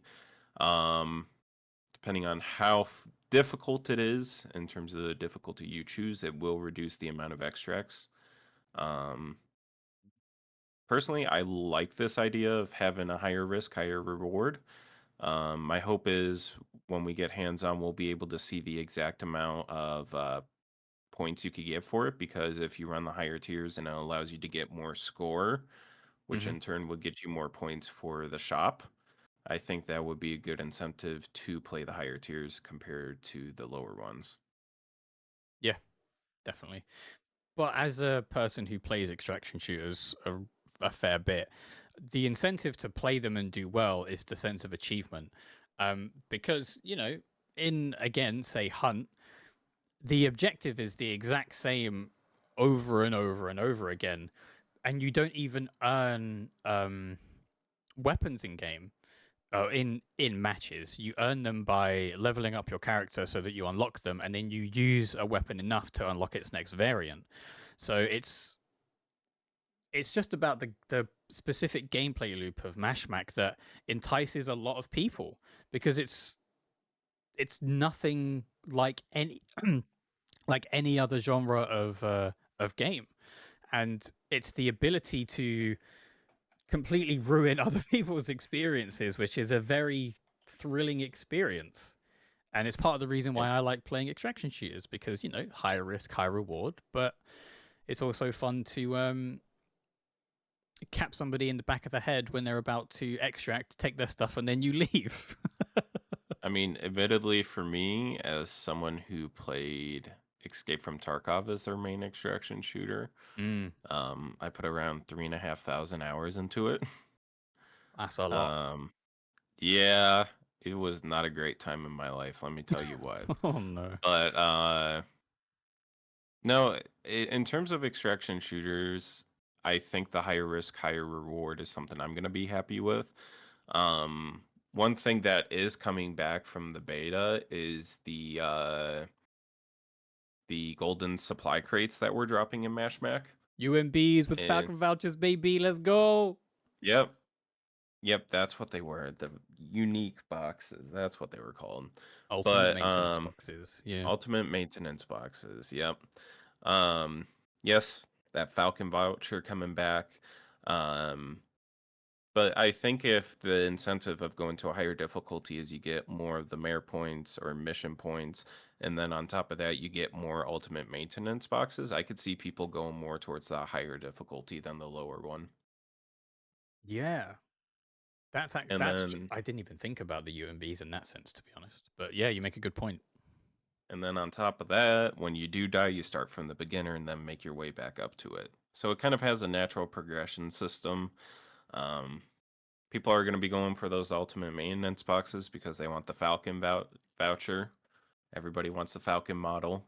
And then in there, inside of the box, it has the Scorching Fire for Welkin, Panaka, and I think the aerial assault form is.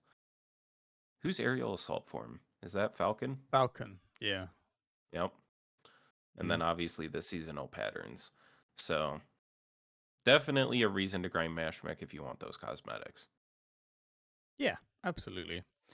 It's that's basically all it is. And I've if people are in the main Discord, then my thoughts on this very well. If you don't like Mashmac, don't play it. Don't force yourself to do it because you want skins and stuff. But don't complain about it at the same time. I just it's such a different genre of game that they're including for a hero shooter that I think Yep, you need to have an open mind about the mode itself. If you don't like the progression system, if you don't like the risk reward of it, but you want the patterns, I say just don't play it.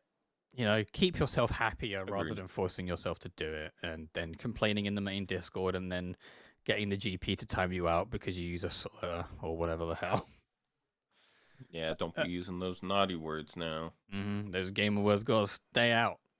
Right. What next? Otherwise, I think the only other Mashmech change is obviously some the new boss. I forgot exactly what the new Hellcat. boss was called. Yes. Yes. So Yep. cool. Lasers. La- More lasers. lasers. All of Just the put more lasers. lasers on screen. They'll like it. I promise. That's the So design team. More lasers. that's the notes that Chris shared with the design team from the player base. Just, yep, design's cool. The arena's cool. Everything else is cool, but what could we improve? Lasers. Lasers. Absolutely. So I think there's a few things that people aren't quite sure about. So obviously you might not be or probably won't be able to tell us because obviously you're not in the dev room with them. But first of all, how do you get to Hellcat? Is it part of these kind of passes that you seem to be able to earn in the higher difficulty Mashmax? Um, and when you get into the Hellcat fight, is it an instance that only your squad can partake in? And if you die, does it reset? Somebody else can go in, or is it gone forever? If it isn't in an instance, do other players get a chance to interrupt you as soon as it spawns, or is there a time limit where there's some kind of bubble around you and the Hellcat that then after a certain period of time, if you're unable to phase change it or even kill it, it allows everybody else to jump in.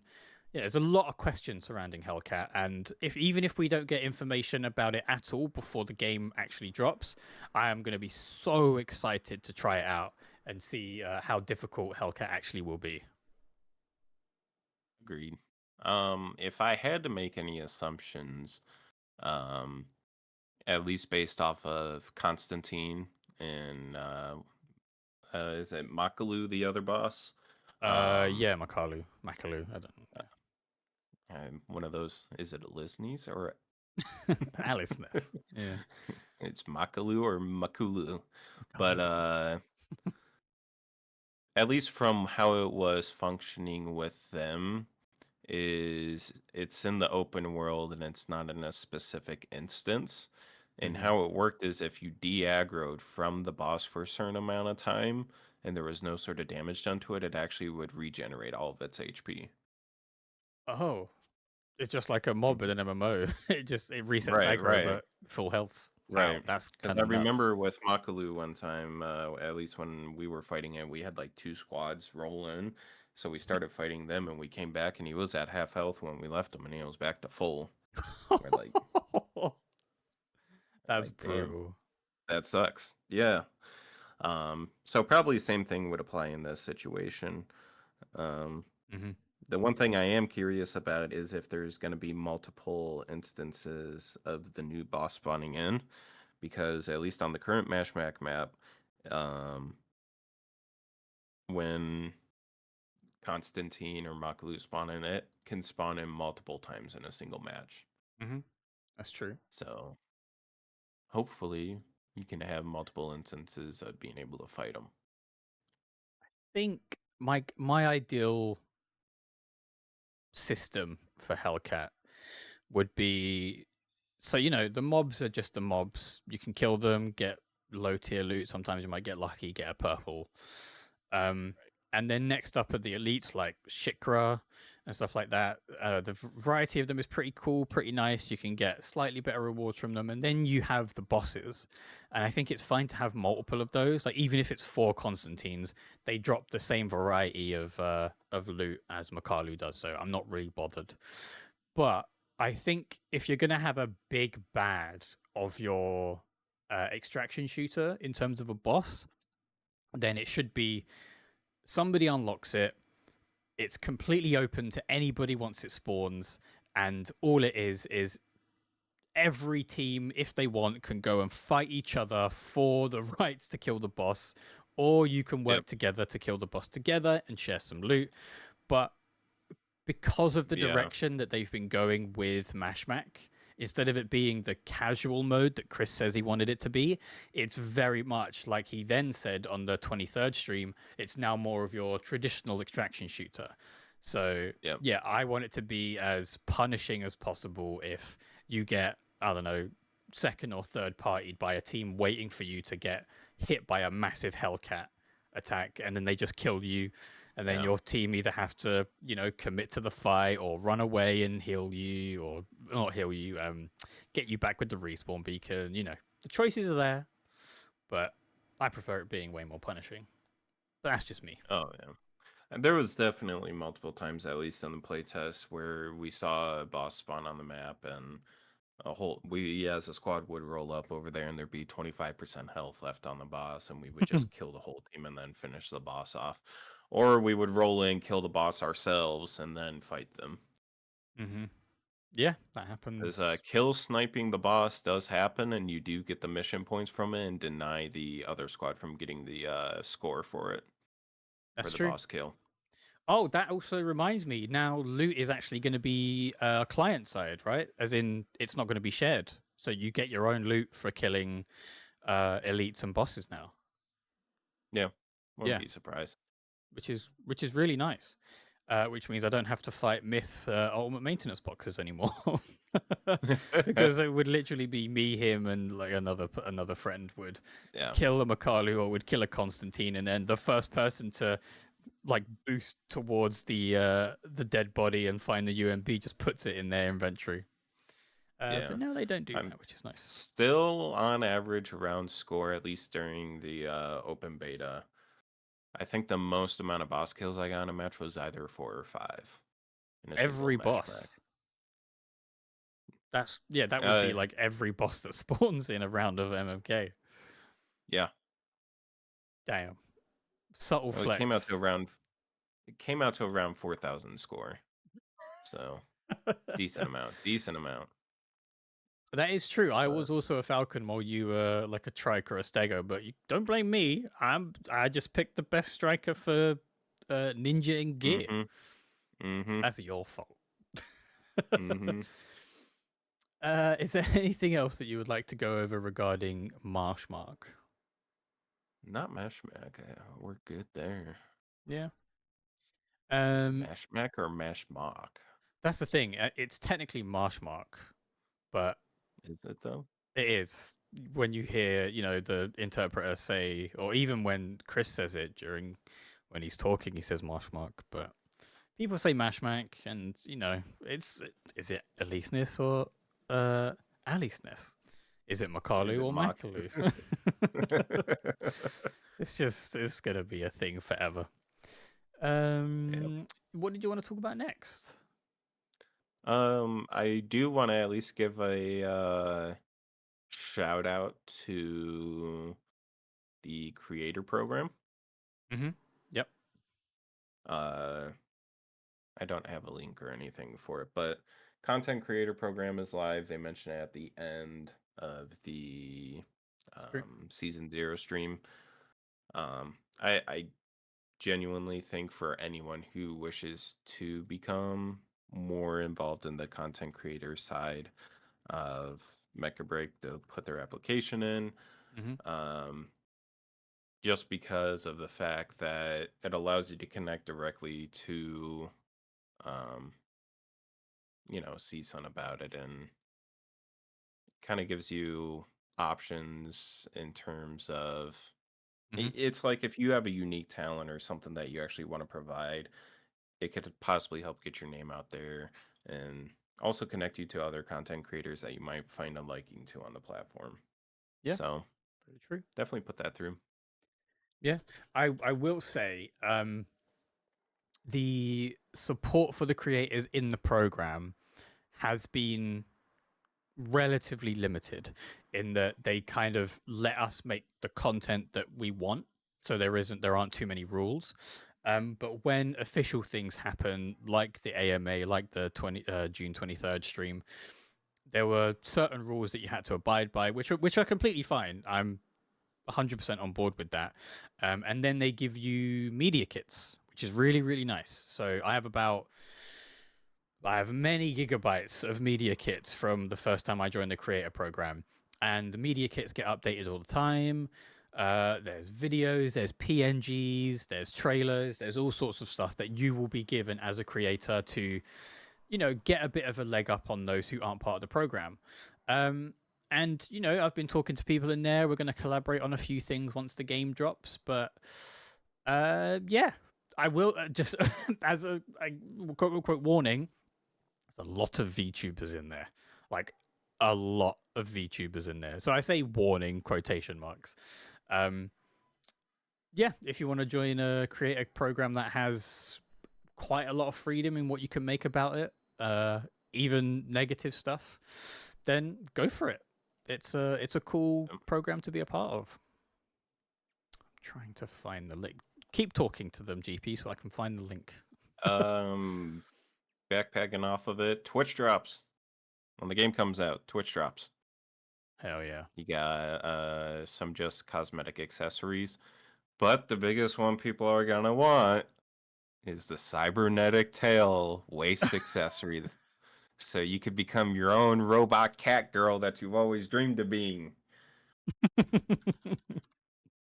So Twitch drops July 1st hmm through the 30th. I know if I have the opportunity to have them on, I will. So I'm sure Well, Dan will yeah. be doing the same thing.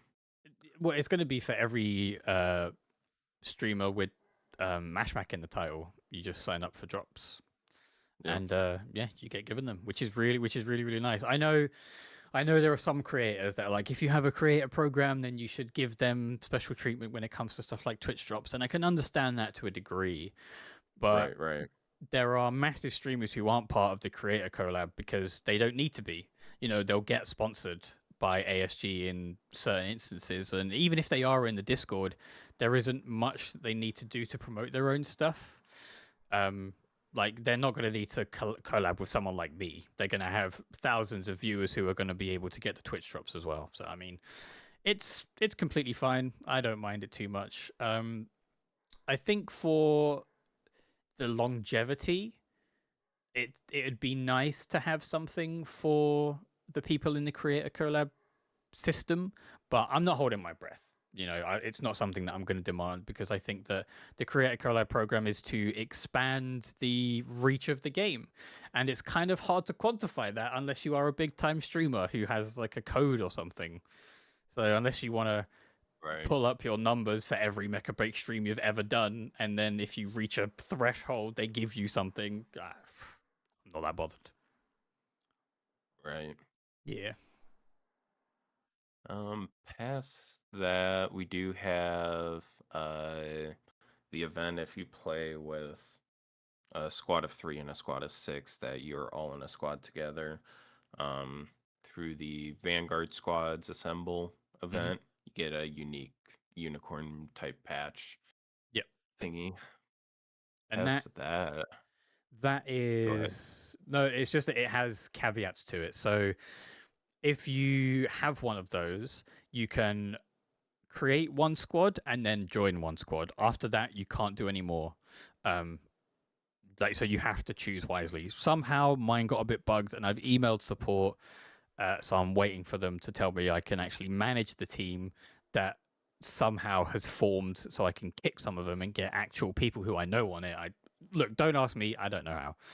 Um, but yeah, you need 6 squad members to actually join you, and then you need 4 of those 6 to create a character and join you in a squad, and then you will get the highest level of reward, the highest insignia.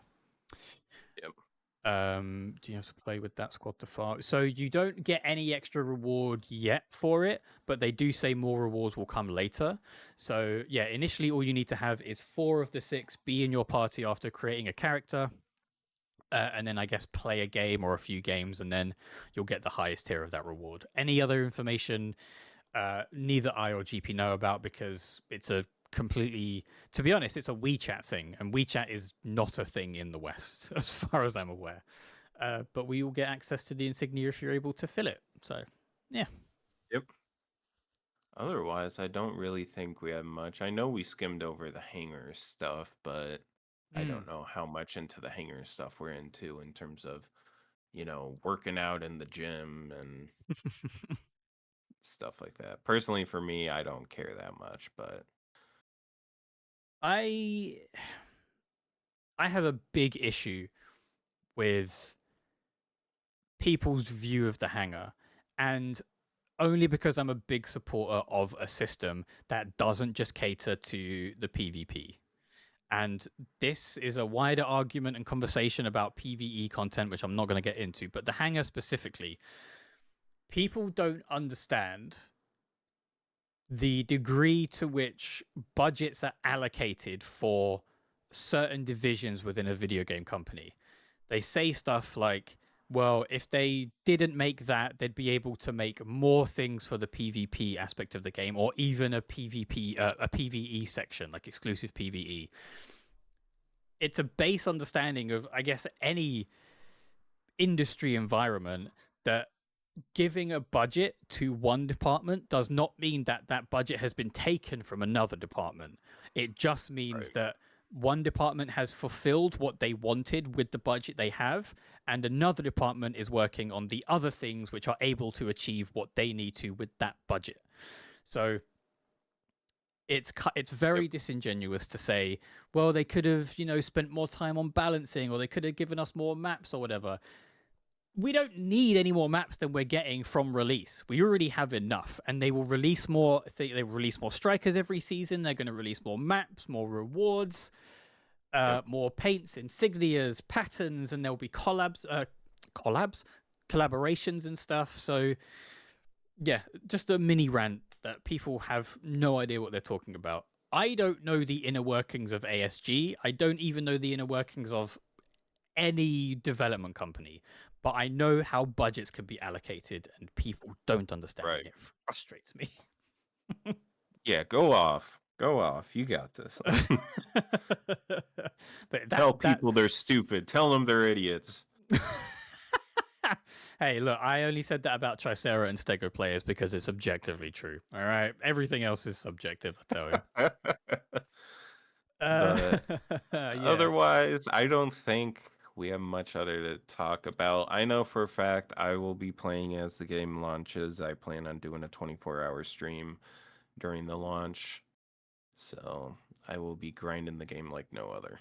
yeah. So again, just very quickly putting the time zones map thing on your screen now, so that you can wake up very early or very late as possible, so that you can play on release.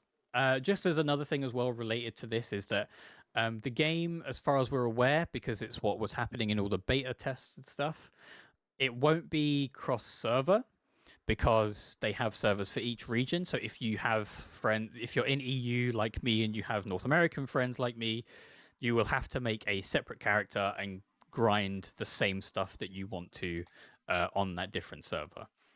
So Good just a thing PSA. is, though, you don't have to play that tutorial again. Exactly. You can skip it on your main and your secondary. All I would say is just be careful of potential ping issues, especially if you are further away. Like the UK, especially, and the East Coast of America are generally the two widest parts of a big community that could play each other with a reasonable ping. But that's about it. I don't think you're going to get good I'm connections. central and I can usually play in UK servers, Oh, okay. in European servers, but that's just because I have fiber internet and I have about a Mm, gig and a half down and a gig upload. So mm-hmm. This is also something that annoys me. I'm not going to go off on this, but when people say that somebody's internet is bad, it's potentially just because the routing from where they're coming from is terrible or just not as good. Yeah. It's all about them undersea cables, man.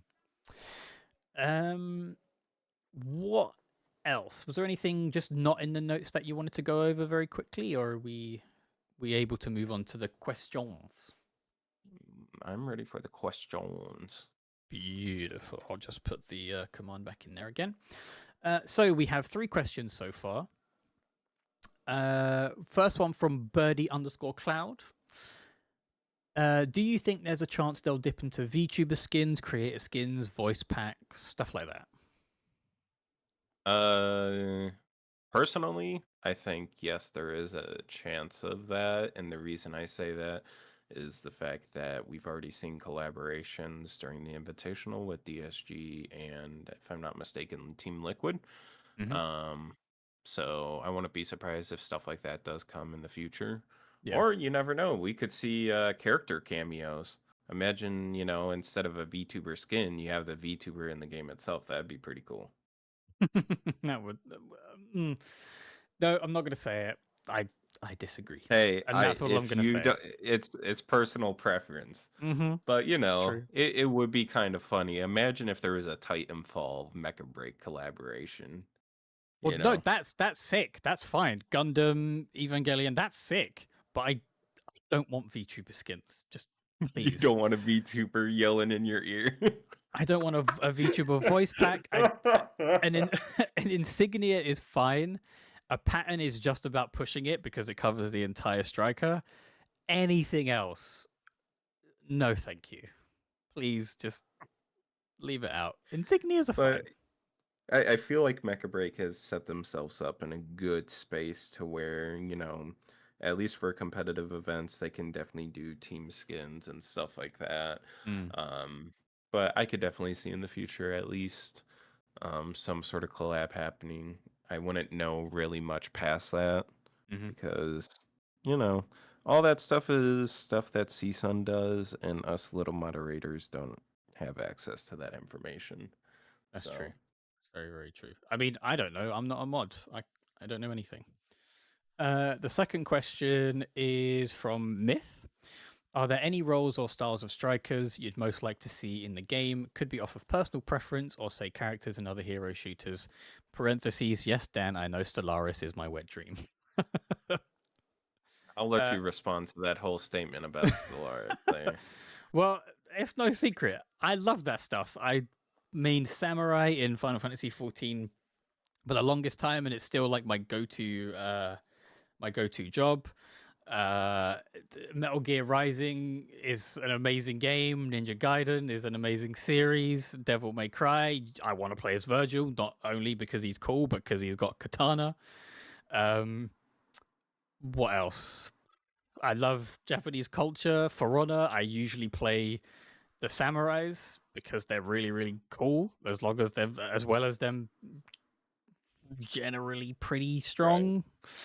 Yeah, I just love that stuff. So, you know, yeah, Ghost of Tsushima is one of my top 5 games of all time. I'm sure Ghost of Yote will make it in there as well. I actually have a subathon going for Tsushima if you want me to, if you want to see me play the game for a long time. Yeah, uh, that's just me. I In love that terms stuff. of a unique striker I would want to see is we have strikers with very high air mobility. I would want to see a striker that is very good ground mobility. Okay, explain. Something that's in terms of like how I imagine it is just a striker that when in the air moves very slow, but hmm on the ground is able to like move around very fast. Like, you know how ice skaters and when they get up to speed, they kind of zip around on skates. hmm They're very fast. Something similar to that where they are a very quick mech on the ground that can maybe set down like traps because I haven't seen traps really be used in Oh, Mecha Break at all. You like a know, mine like layer. right. So something along those lines where it could be more of a control-based mech that's very quick on the ground, but not so much in the air.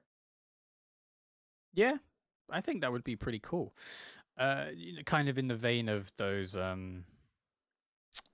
what are they called? Brain not working at the moment. I'm sure I'll think of it again. Yeah, I think I love melee. More melee mechs would be dope, but the variety that they're going with at the moment is pretty cool. I'm not unhappy with the level of variety that we have, and I'm not upset at what we're about to have. Right. So anything that they think of, unless it's something completely just off the wall mental, I don't know. Not that bothered at all. So I'm just making sure that I've got this other question down.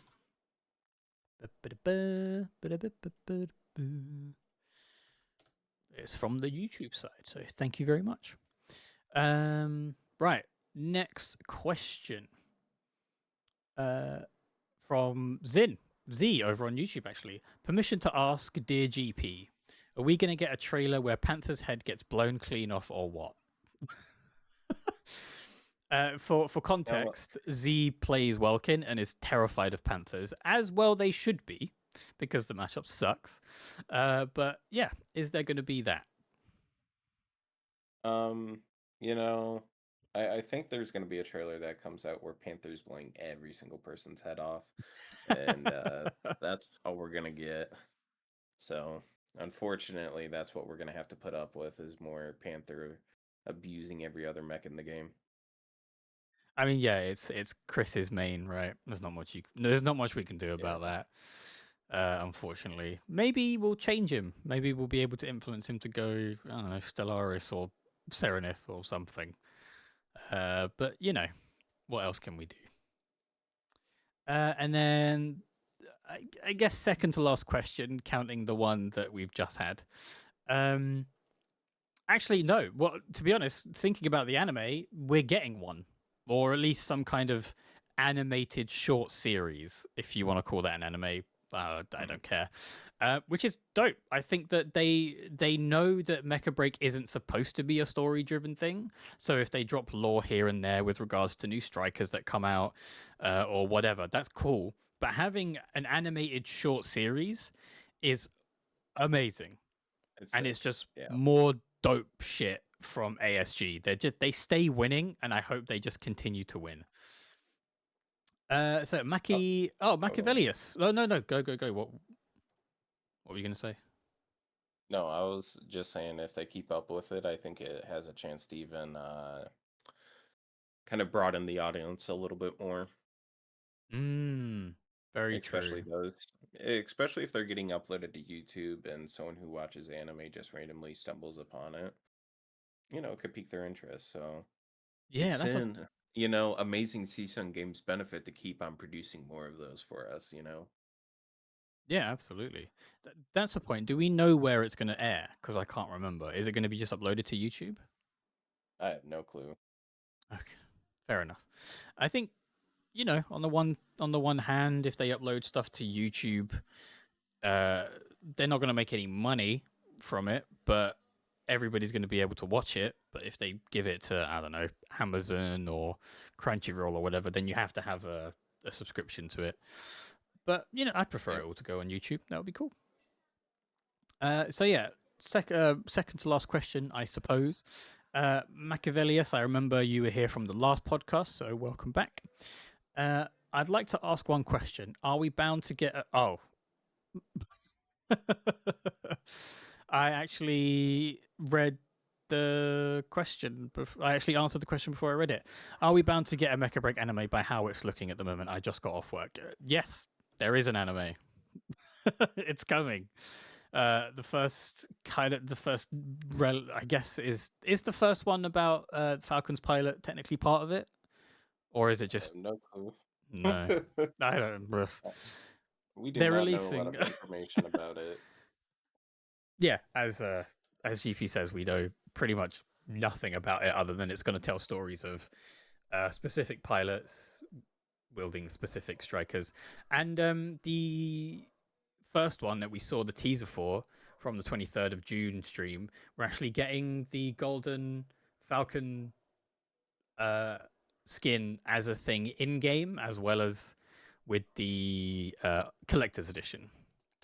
Yep. So yeah, There's going to be all of that lore dropping soon. And as somebody who really enjoys lore and has grouped together a bunch of little lore gnomes in a private chat, I personally can't wait for the game to drop and all this other stuff to come out.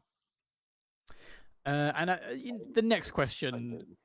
Excited. sorry to interrupt you, but the next question, which I guess isn't really a question, when will they nerf Panther? As a top tier mod on the Mecha Break main Discord server, can you tell us when Panther's going to get nerfed?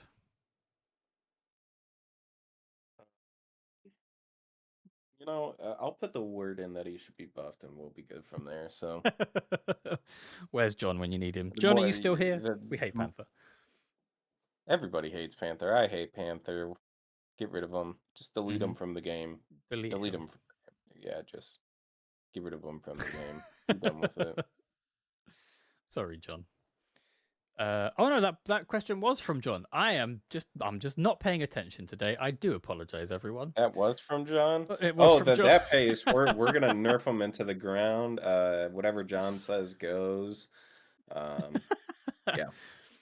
That's the point. Who is your boss, John? Who do you answer to? Because we'll go to that person and we'll tell them to buff Panther into oblivion because you wanted it. Okay, last question. At approximately the same time as the heat death of the universe? Question mark. Before, I'd say slightly before, but it's a good thing that we're getting Mecha Break before the heat death of the universe because it's going to be awesome, and hopefully the sun doesn't Mecha Break. explode before the game dies. Right. Mecha Break at the end of the day is just an excuse for me to do nothing and be lazy and not go outside. So For sure. whatever happens, happens. As long as you've got your door locked and your windows closed, I think you'll be safe from Yep. whatever dangers may come your way. Right. So that is going to be the kind of tail end of the podcast. Thank you everybody for watching. We're going to do the housekeeping stuff now. So if you don't care about promo stuff, feel free to leave if you've been here for the whole thing. But GP, do you have anything you'd like to talk about? Any I links, have any nothing events, or else. no? I got nothing to talk about. Just we're all ready for this game to come out. We've all been excited for a long time. The moderators in the Discord have been working. Um, we've all been working hard to improve the Discord as best as we can and foster a community that everybody could be a part of and be Mm-hmm. happy with. And at the end of the day, we're all here to have fun and enjoy a game that we're all passionate about. And as long as you enjoy what you're doing, that's all that matters. Beautifully said, GP. So like I said, housekeeping stuff. We'll go through the commands first. I'm gonna do !MB content this time because I remembered. I make a bunch of Mecha Break content. We've got 2 podcasts, the Moonbow Network and World Break, which features as one of the other incredible mods from the Mecha Break main Discord. It's basically, it's called World Break and it's about lore. It's really cool. The first 2 episodes are up on YouTube now. Go check them out.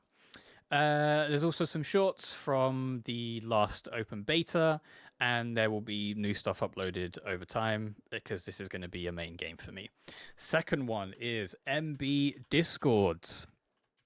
Please, depending on your region or even not depending on your region, go and enter the Discords. First one is the official Mecha Break community server. That's the first link. EU Mecha Broken, run by Lyrics and Gunlay. That's the second link. The third one is Mecha Scrim, run by Charlotte. Third link. And then Mecha Box, run by Millennium and Puppet. That's the final link. So finally, in regards to the commands, EU is running a tournament. So if you are in EU and you want to be a part of it, please head over to the sign up page, donate what you can to the Matcherino to give it a massive prize pool, and you have to join the Discord to participate. But if you don't want to participate in the event, just join the Discord and have some fun. Finally, I'm going to show the time zones again. As you can see, I'm a British man. The time that the game's going to open is 5 a.m., 5 in the morning. I get back from work at 11:30. I am going to try my best to get as much sleep as possible and then just down endless buckets of coffee. It's going to be the one of the longer streams that I do because I have booked essentially 3 days off. So the Wednesday and the Thursday and the Friday, and I will be playing as much as possible. We'll be mostly doing Verge, but we'll be doing Mashmaker and some Ace as well. And that's kind of everything you need to know. What I guess one last thing: if you have enjoyed what you've seen today, even though it's been a little bit rambly on the sides there, please consider hitting that follow button on Twitch or that subscribe button on YouTube. I'm now multi-streaming both of them. And if you enjoy even more and you want to support a little bit more, you can always subscribe to the Twitch channel or donate on the link down below. Right, enough self-promotion. Thank you very much to GP for joining me. It has been an absolute pleasure. Thank you everybody from the YouTube and the Twitch streams for engaging in chat. Thank you for the questions. And for the last time, before we see you in Mecha Break, thank you for watching. Take care and stay safe.